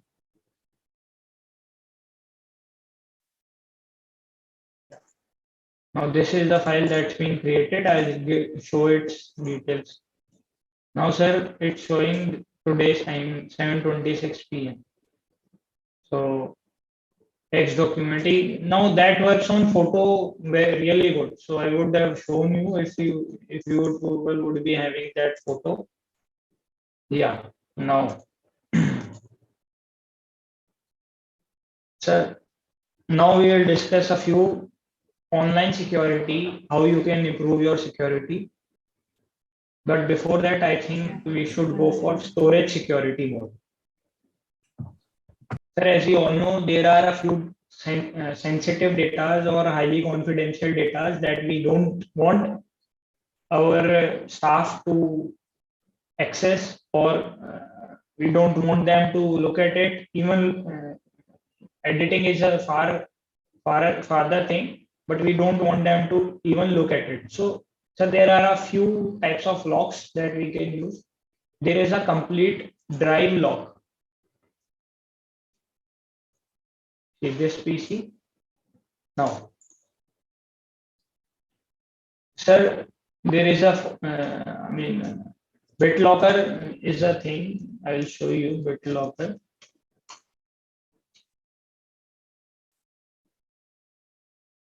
I'll just go to device encryption, and there is a tool known as BitLocker by Windows. What they do is they encrypt this whole disk only. Like now, I just have this SSD as an OS, and I have this 1 TB file in my storage. So what we can do is we can split in two parts, and you can keep all the confidential data in this secret drive, and then you can encrypt that whole drive as well. So this was of whole drive locking. Other we have is folder locking. Now I'll share this. How do we do this folder lock and a file lock? We have software. Apart from that, if you want a particular file to be hidden, there are two types of hidden. I'll tell you. See, protecting systems. I'll just go there. I'll just hide selected time. Now, I will just click on this view. Don't show hidden folders. I will click on it. See, but sir, if someone, this is very basic that I have seen people doing. So I'll just click on this, show hidden files, apply. Okay, it is now appearing to me, but it will be dimmed, but it is still being available to me, so I can see. Okay, now I'll just hide this, unhide this. Now this is this was the most basic and the age-old concept that we used to use. I think this is redundant in current times if you want to protect a file. There are a few other concepts as well, but before that, I think sir will take for a while because sir is back after his meeting. So I'll stop my screen now. Sachin sir.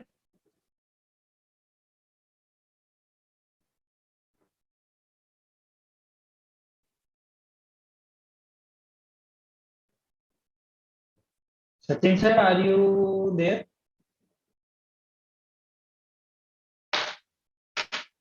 I think he's again having a meeting, so I think we'll continue with the. Now see, there is a function of attribute. Attribute function is there. I'll show you that also. For that, we'll open this command prompt. Now, sir, firstly, we'll have to identify a file that we need to hide. Like, let's say I like to hide this netcut file. Okay. But what I'll do is I'll just go here.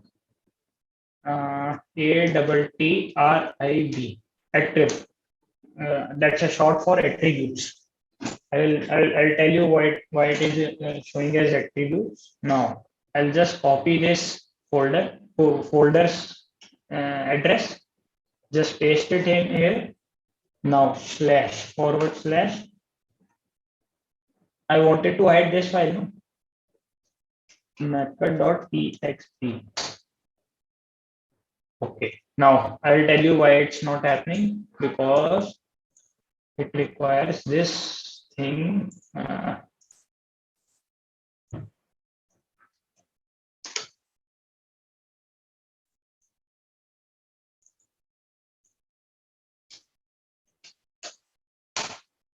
Yeah, I'll just tell you, because there was spaces in this path of this file, so that's why it was not happening. Now we'll do //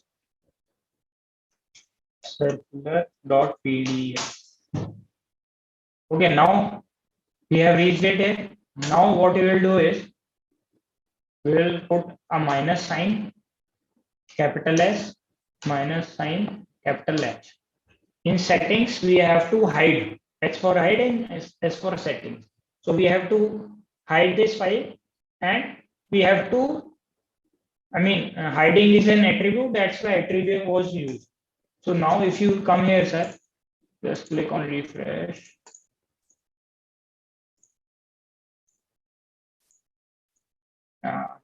Yes, I think I used minus. I had to use pluses first. I think, yeah.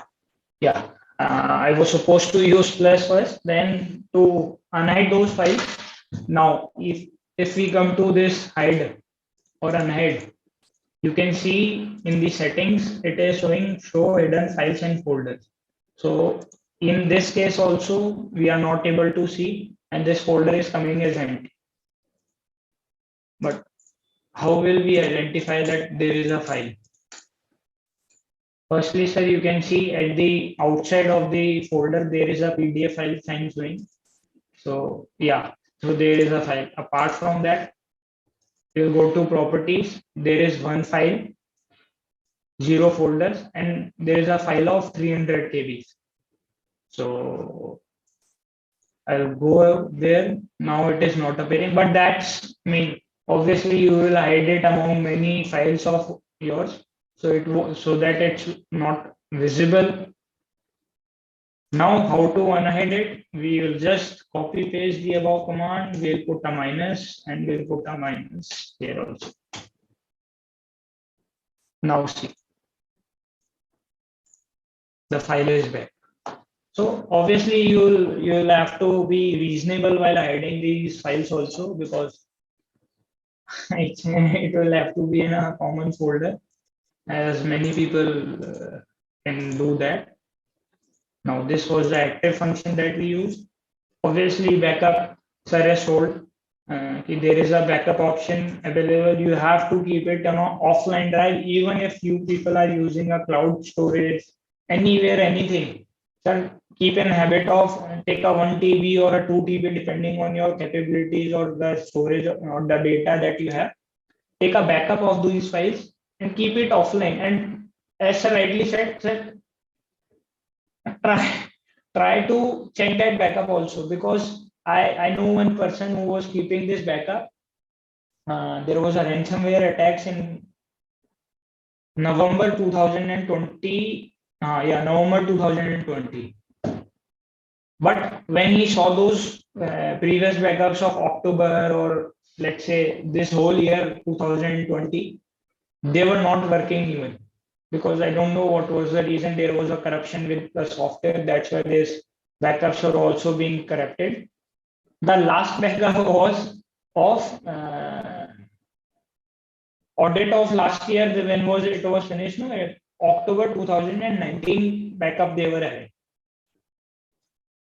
Now, sir, there is a difference of 1 year and 1 month in these two dates.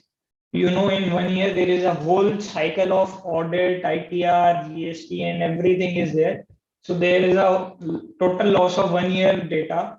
Obviously, now so we have a lot of data online, or we have ITR's file being online, so that we can have that. But Tally data, these are the few things which cannot even be recovered by Tally, because they don't provide a backup facility.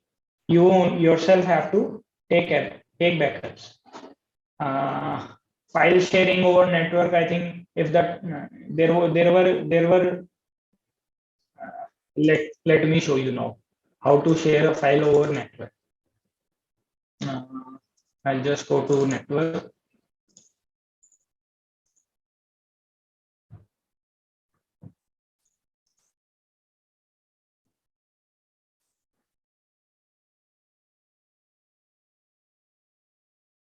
Yeah, I'll just go to this file.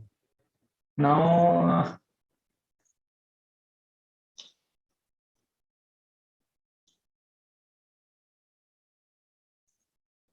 let's say I want to share this pictures file. Okay, I want to share this whole folder. I'll just go to its properties. Sir, I'm telling you, even if you are sharing, like there are people I have seen who share each and everything. Here, let's share everything, and the person will take whatever is needed. Like let's say they are sharing D drive, so the whole D drive is being shared, even if your personal data or everything you have, no, that is also being shared. So today, if you go after this session or tomorrow, whenever you just go sir, go with and review this whole policy of yours, and just see on the properties tab we have this sharing. Okay, sir. We have this advanced sharing. You can see this folder is currently not being shared by me. So I'll just click on this share this folder. I'll click on permissions. Now see, sir, there are 3 permissions if you can see. Full control, change or read only. Full control if you will give, that is, I mean, they can have the change option also and read option also. If you want to deny this, you can deny. If you want to allow, you can allow. But if you are allowing change, obviously read option will automatically get. So I'll just click on full control. That person can change this file, delete this file, everything can we do. Sir, one thing that I have noted, if you are sharing, I mean, like let's say I'm sharing this pictures folder, or let's say I'm sharing tally data folder with you, and you do. I mean, there are many things. Everyone does that. There is a data on the server, and you give a path, and you have to share that data folder unless they won't be able to do anything with that. So you have to give that change and read both permission. Now, sir, what happens is if you delete a file that's residing on that server on your network or client PC, sir, that file won't be in the recycle bin of server also, and that file won't be in the recycle bin of that client PC also.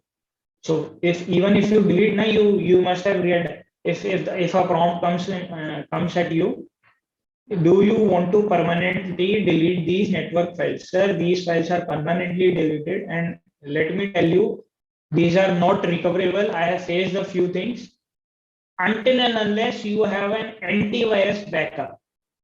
So luckily, there was a file deletion at our office of a particular client, but we had this quick heal antivirus. So what they did is they extracted that antivirus backup to our external drive. We searched that drive, and we were able to recover that client's backup file. So our lot of energy was saved in that process. So if you are having an antivirus, I would say it's a must. If you want to go ahead in the long run, you have to have antivirus on each and every PC. They have inbuilt firewall also, but obviously we don't have. Windows have a inbuilt firewall, but we don't have Windows activated or Windows license only.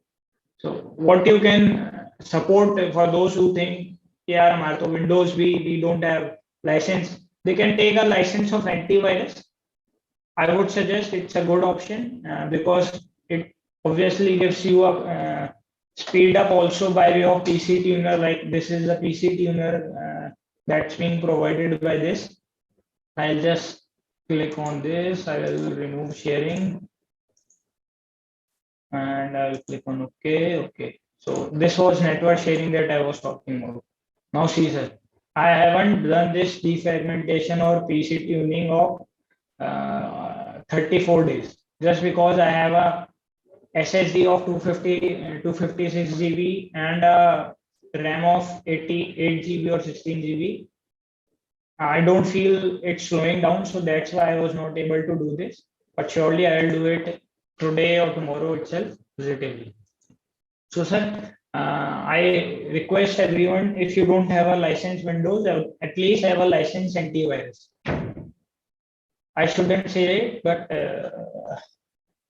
free antiviruses are also a cause of concern. So please use paid licensed antiviruses. I'm not promoting any antivirus. You may take your own decision in this matter. Yeah. Okay, so we have this email security. Obviously, sir. Yeah. Sir, many a times, I mean, yesterday only I met a army veteran who is, I think, 70 years or 65 to 70 years old. What he was telling is, I told sir, you must have received an OTP from bank for paying this tax. So he told, I am having a separate phone for receiving OTPs, and I am having a separate phone for calling and everything. Sir, you just think how intelligent this army veteran was. He's using a separate mobile phone or a separate SIM card. Separate mobile phone, I would say, not a SIM card. He is using a separate phone for receiving the OTPs or everything. I mean, everything related to banks. Now, if there is a publicly available data for his calls, that is only this mobile number. Other mobile number is obviously with his banks only. So until unless banks provide that data, he is safe as far as we know. So this, whenever there is a mobile hack, obviously everything can be read right from your WhatsApp messages, your WhatsApp calls, video calls, each and everything is being traced if there is a hack or a spy software is installed on your computer. So it's better if you have a separate mobile number. Sachin sir, whenever you are back, please let me know. I'll stop and you may continue, sir. Yeah. Now there is a temporary mail facility available to us. Let me draw down that. Yeah, this is mail limiter. This is also a temp mail, or what you can do is temp mail. Google it, tempmail.org. You can find there are n number of. Okay, I'm using VPN, that may be a problem, but no issues. I'll just click on this like okay, 2312. Go. So right now there is no messages. Obviously, this is a publicly available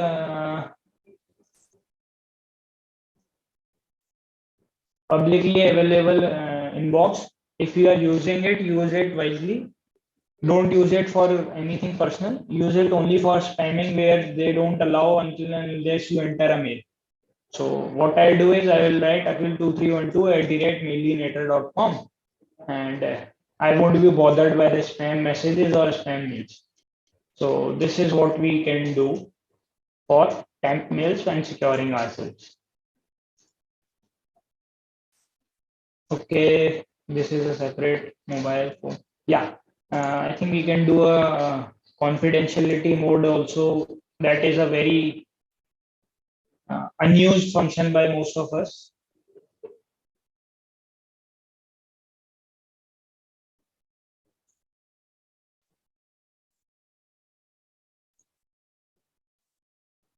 See,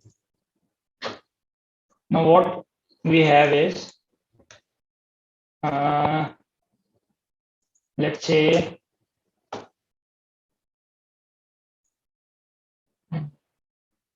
Sampunji, would you give me your email ID so that I can share this and your mobile number also, so that we'll do this. Or what you can do is you can give it in my chat option also. So we'll do that. Sir, I'll text you the. Yeah, but it would be visible to public, so it's one and the same thing. So okay, let's do this only. akhil2312@mailinator.com. I'll do that with my only. Hi.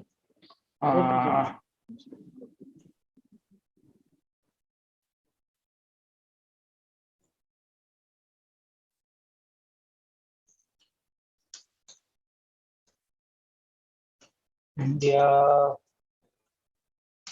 versus Ireland match takes Ireland to win by 20 runs. So this is the secret message that I want to send. Obviously, I don't encourage any part of it. So yeah, if you can see, there is an option confidentiality mode. If I mean, obviously, if some person is doing that, obviously he won't be doing it on a public. There are causes that he may not provide me the Gmail ID, so he has provided me with public address. So there are chances anyone can go ahead with that. So what I'll do is I will click on confidentiality mode. Expire in 1 day, so it will expire by tomorrow. You can set the expiry to 5 years also. So, but yeah, there are either you can request the SMS passport or you cannot. So I'll just click on SMS passport, save. I'll just click on send. Now see, it is asking me with my mobile number on which there would be a OTP would be sent before opening that mail.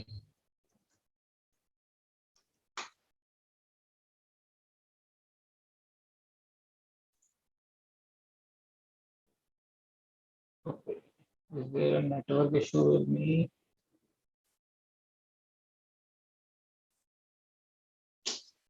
I think there is a network issue. Is my screen visible? Sampoon sir? Yes, sir. Screen is visible. Yes. Screen is visible. Atul, screen is visible. Yeah. I think there is an issue. Yeah.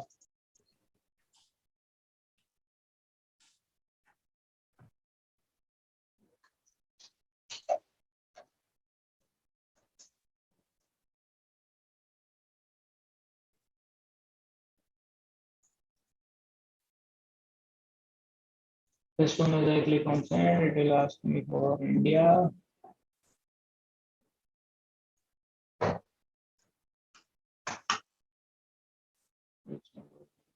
Okay, it's been sent. I'll just go a millimeter.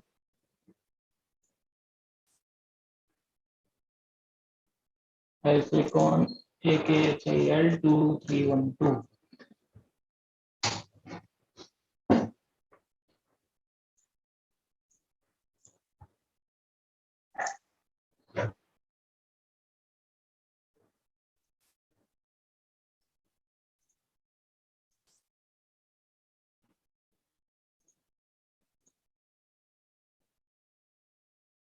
Actually, there is a lag of 30 seconds in Gmail sending many times just because I have enabled an option known as undo. So I'll show you that also. I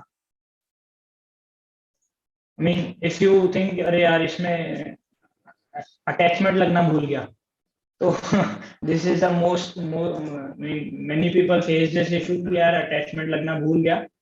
So we will click on settings, see all settings. I think there is in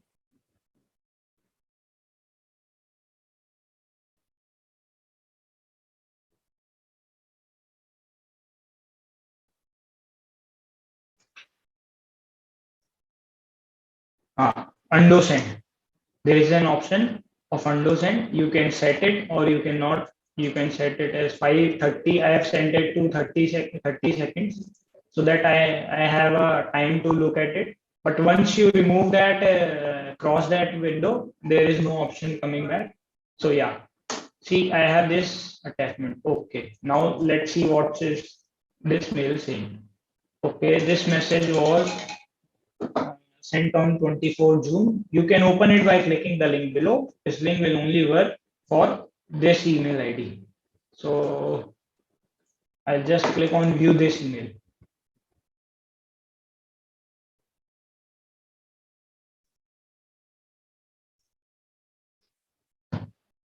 Okay, now it has taken me here. It is asking me that whether we can send you the passcode, the number that I provided. No, it will send the passcode. Okay, I have received this passcode, and that is 689510. Fixed. Okay, I mean, I didn't completed the whole message, obviously. Fixed, the match is fixed. Okay, now I can bet on it. So this is the confidential mode. If you want to send, people say, sir, send it to me so that I can only see, but they want it on their official mail ID also. So, but plus there is again, if I'll go to the sent mails, I'll click on it. There is an option of removing access. If I'll just click on this remove access, okay, action completed. Now, what I'll do, I'll refresh this. You don't have access to this email. So I can remove access even before 1 day, 1 week, or whatever the time limit that I have provided. So with the one click, you can remove, with one click, you can remove the access of that person if you want to revoke that. So this was this confidential mode that we had. Okay. Yes, sir. Now there are a few productivity tools also that you can use. Like if we come to this getnotify.com, let's go to this website. Now let's see what it does.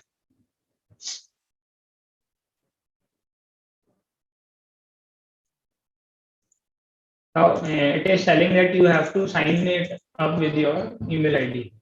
What I'll do is I'll sign it up with my this Outlook email, and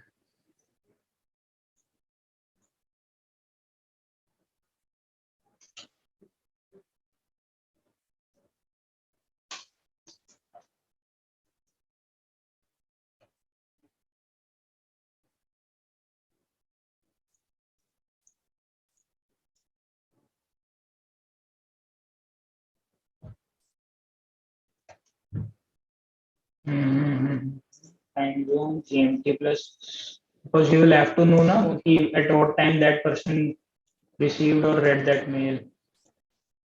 There are, this is a free one, but there are some paid also that I have seen people using. Alphabet and numbers only. Okay.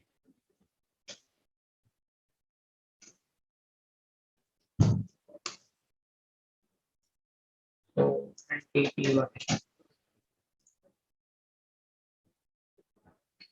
already exists. Okay, so I'm an existing customer. I didn't knew that.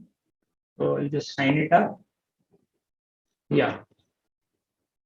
Now, sir, I will. This was okay. This was done for. Okay, this was me on the tracking details are all there. Yeah, let's see, sir. So this was a mail that was sent by me on 2nd of August on 2:50 p.m. And let's see the tracking details.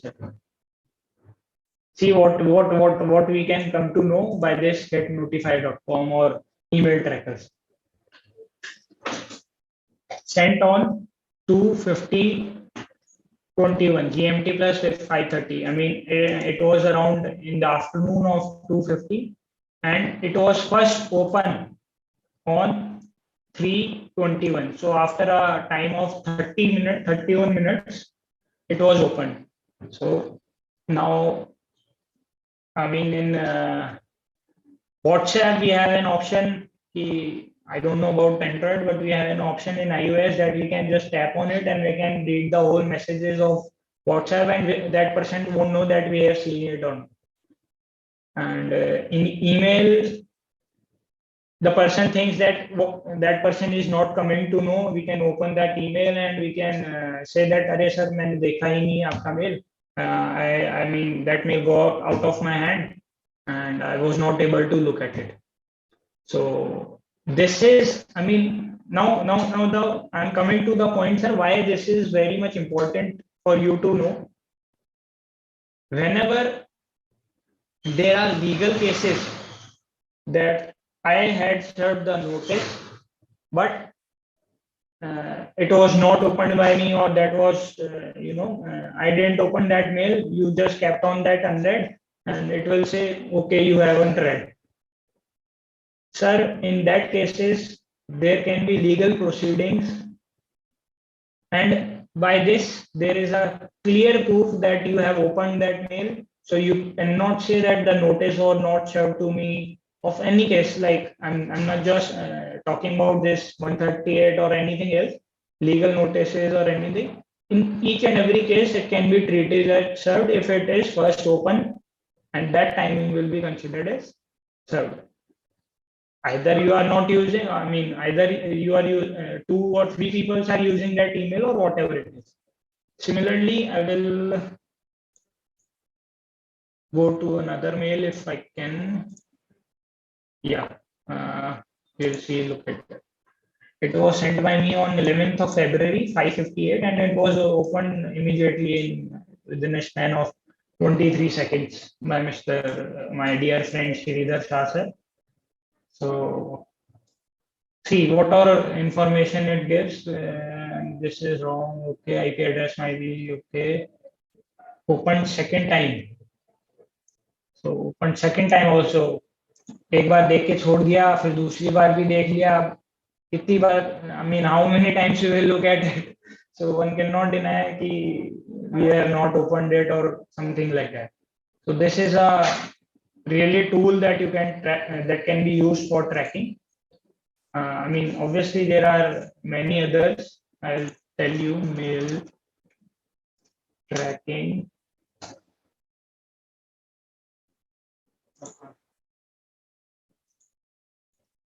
Email tracking. How to track an email? There are a lot of things. Email track, mail track. Yeah, that's also one of the famous free software that can be used. I've seen many lawyers use it. This mail track app for sending these emails, and they do provide a disclaimer at the bottom of their mails. See, it can be synced with this Gmail. You can see there, like WhatsApp, we have no double take and scene and everything. Everything is there in this. That's why it's quite famous, because it's been integrated with Gmail. So it's quite familiar, but they do provide a disclaimer at the end that this mail is being tracked by the mailtrack.com.io app. So that person is also aware that we are using it for tracking and we can use it. So that person also says, okay, it was correct. Like we have na CCTV, you are under the surveillance of CCTV footage. Like that footage disclaimer you can give also in these. Okay. Others are Google Docs. Okay.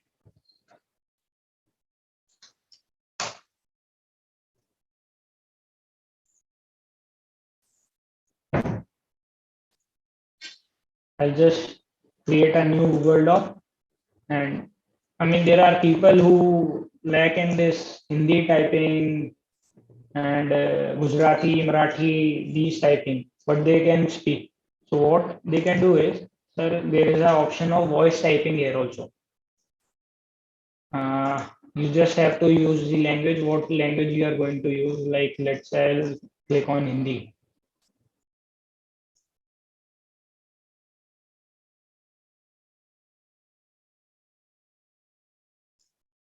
Yeah, here we are.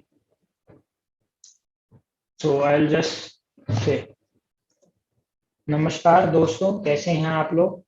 आज हम 24 जून 2022 को DAAB ICI द्वारा session conduct कराया जा रहा है, जिसको Nagpur branch host कर रही है. So you can just click on it and see. You just have to say, and everything is done and dusted. So this is quite a productivity tool that this is not for Hindi. Again, I use it quite often now for English also, because it saves a lot of my time in typing. Obviously, I know typing also, but it saves quite of efforts and everything. So you can use for English also. Good morning, friends. How are you all? The time right now is 8 p.m. and we will sum up the session after taking questions in some time.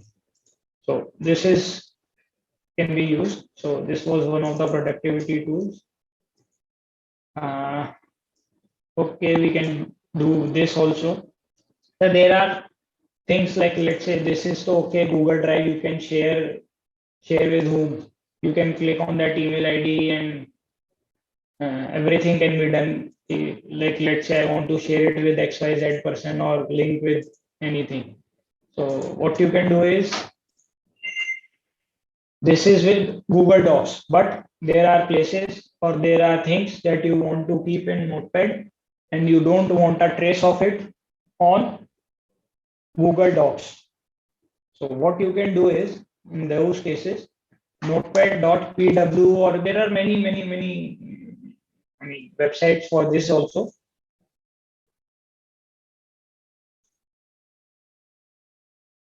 What we can do is the best, like let's say notes or group me notice reply, or what advanced people like me do is they use it for chatting. What I'll just have to do is, Akhil, hi, and Sachin sir, hi, take some time and come to Mumbai for some work. Now this I am doing this, but in real time it would be done by Sachin sir, and I'll understand, okay, this is going on. What I have to do is, I can either password protect it so that it is between me and Sachin sir only. Okay. Okay, now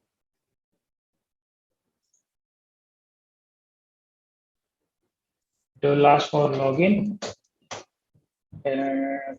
Okay, now I'm even if Sachin sir must have done something, so all I have to do is I'll have to share this.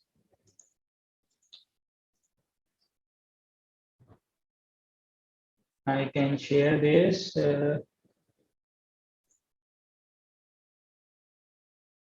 At the end, there is an editable link. No? Okay, it is asking me to disable.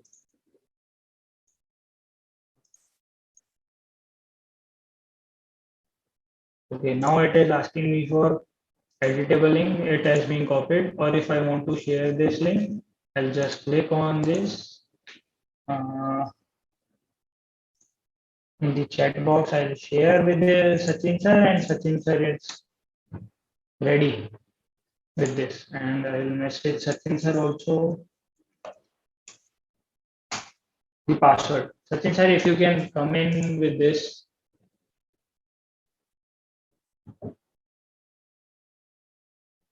So this can be used for many purposes. For sharing a particular file, if you want to share it with someone, you can share it via PDF Notepad. It's an online Notepad sort of. You can write notes on it or anything. Anywhere you are, you can write notes, and you can just click on there and reach it out. So this was also one of the portion that we needed to cover. Obviously, there are many Google Drive sync. Okay, now sir, there is a backup thing that is going on. So what you can do is, you can just click on Google Drive and download it on your computer. I'll tell you how you can do that. Google Drive sync download. Now it will download this Google Drive to your desktop, and Okay. So now I have run this Google Drive. Now, if you can see, sir, there were only two drives, C, D. Now I have a third drive known as Google Drive, and that is F. So now just look at the simplicity, sir. It's being shown as a drive here on your computer only. So you don't have to go online. See, this is my drive, and now computers that I have synced many things from my laptop, so that as and when I changes, no, that particular file is being changed online on Google Drive. Like, let's say if I enter, like, let's say something on Visa module 6, if I make a few changes on this and update it, sir, it will automatically get updated on my Google Drive. All I have to do is go there, download that drive, and it will automatically updated. This is for computers. Now comes to my drive. Sir, see, all my drive has come in here, right from links to my folders to everything. So this is everything we can see in Google Drive right on your PC. How you can do this? It will ask for download. You have to download it. What you can do is you can run it up, and it will show up small folder here. Yeah, here. See, syncing 3 files. There must be a change in 3 files. Like, okay, there are 3 files syncing. So okay, now new notification. Sir, if I delete a file here on my computer, and that folder is being synced with my Google Drive. Now what will happen is, sir, this notification will come on my screen right here, and it will say, sir, you have deleted this so and so file on your computer. Would you like to remove it from your drive as well? Now the portion of the point of backup comes into picture. If you are going to delete, like permanently delete also from here, there is backup on the Google Drive. Okay. Let's suppose accidentally you clicked on yes also. Delete file from Google Drive. Yes. Okay. Now what happens is, there will be a file in the trash folder of Google Drive. If you can see, there is a trash here. You can delete it every once in a while, or what Google does is every 30 days is here it is. After 30 days, it automatically removes these files forever. So either you can come to know that that file is missing in 30 days from computer as well as Google Drive, or else you are lost until and unless you use the recovery software. So this is what I use, sir, for improving this productivity and all. Okay, Akashi, Yes, sir. I will take some question answer sessions. Yes, sir. Sure. Yeah. Sampunji? Yes, sir. We can start with the questions now. So the first question is there any risk of data privacy threat since activity track monitors our systems? Sir, can you hear me? Sachin, sir. Sorry. No, I was not able to hear you. 1 minute. Yes.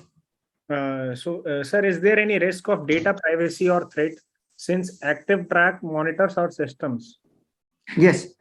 Active track, it will monitor our system. There is a good, if the concern is whether active track can track us, yes, they can. So if you don't want active track to track you, there are other employee monitoring softwares which are open source softwares. Okay, open source softwares in the sense where the data is not going to the cloud, but the data will be remaining on your server only. Then you will get to see all the reports on your server. So that way is what happens is you can monitor your employees. It's like a CCTV camera where the recording is in our server only. Similarly, recording of all the employee monitoring softwares will happen only on our server. So that way, if you still feel the risk, it will not be there. So active track, if you're talking about active track, yes, there is a possibility of data risk.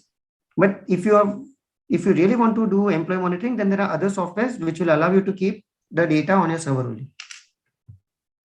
Okay, sir. Sir, is there any tip with Microsoft for MS Office package for a CA? Okay, ji, I think that's you can answer. I think, sir. तो संपूर्ण जी आप भी बता सकते हो. नहीं sir, please. Akhil sir, बताइए please. I mean, I think what he is asking is there a collaboration with Microsoft or something like that? Yeah, for a CA, yes. I don't think, sir, Microsoft would do that because he is running a very successful business without any tie-up with chartered accountants or anyone. And there are chartered accountants who are, there is a collaboration with Quick Heal, I think. Quick Heal, we are having a tie-up, so you can reach for that tie-up, sir. For that antivirus, I think we have a tie-up with Quick Heal.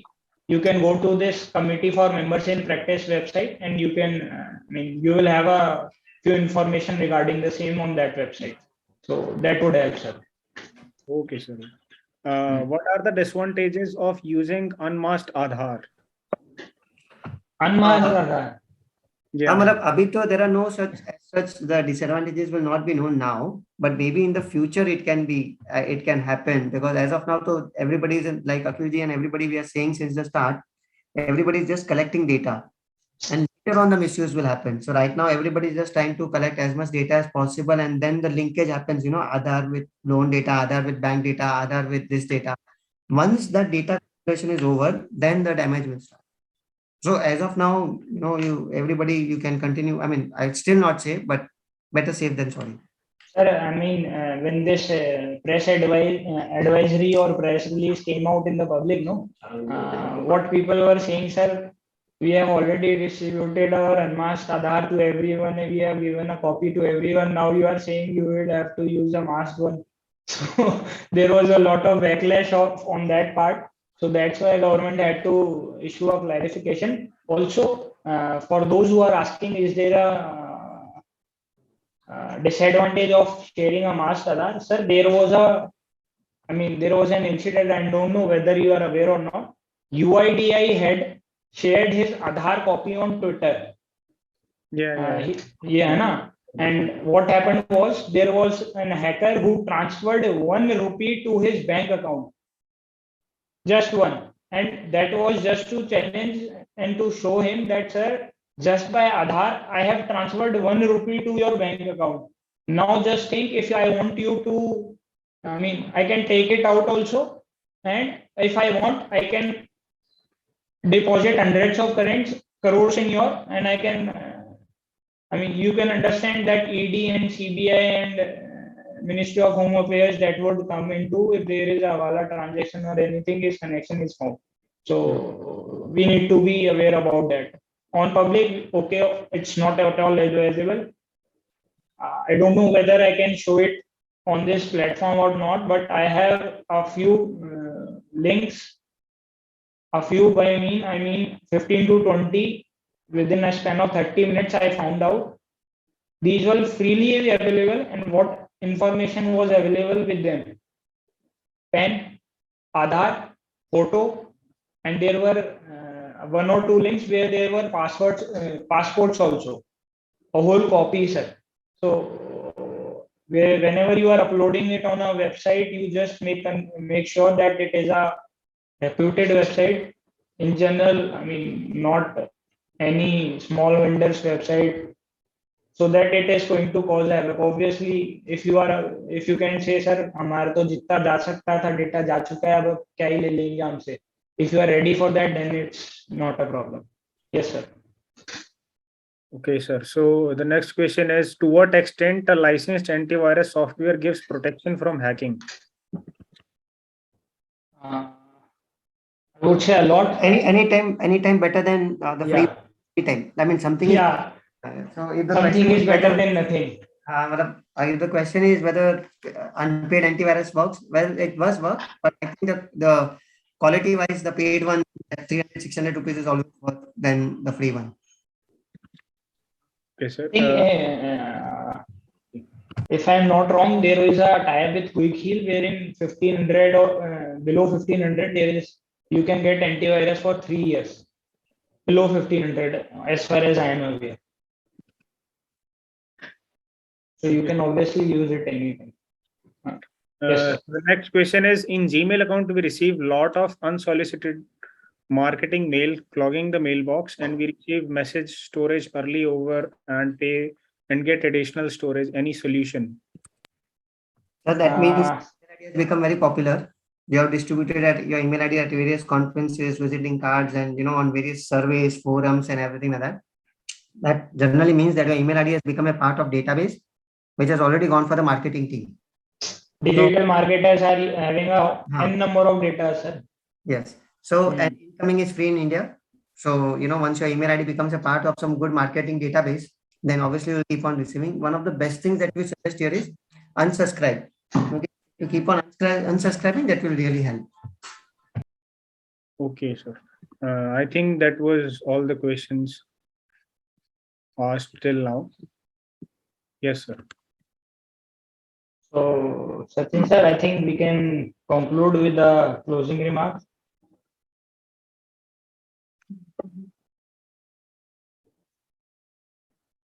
I think he's a bit occupied right now. He's in the department with department officials. So I think Sampoonji, we can close if Okay, sir. we can. Yeah. So to summarize the session up, I'll quickly recite the points that were discussed. First, we talked about threats and the risks involved. Then we talked about the backups, the types of backups, and how to take them. Then we talked about, of course, Mast Aadhaar and Mast Aadhaar, and a few softwares. If anyone for reference wants to write, first was Active Track, and the second was Netcut. Then there was talk about ransomware, VPN, and Gmail periodic checks that we should do.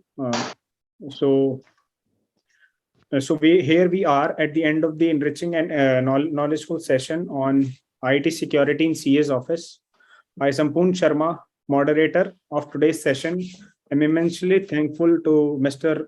Jiten Singlani, Chairman, Nagpur branch, and Mr. Akhil Pachori, Mr. Sachin Devia, our eminent speakers, for the efforts and times to come on the VCM and providing the knowledge light to everyone on the topic. Their ideas and elegance of the explanation of everything. I need to mention my deepest sense of appreciation. I also extend my thanks to all the members who have joined for this enormous cooperation to join the event. Last but not the least, I would like to thank the staff who have helped in one way or other to make this session successful. And DAB will also keep on conducting further more seminars. So all the members are advised to please keep on joining, and it helps a lot in personal development and in professional works as well. So with this, I'd like to thank all of the members and all of the participants. Thank you, sir. Thank you for coming. We can close this session now.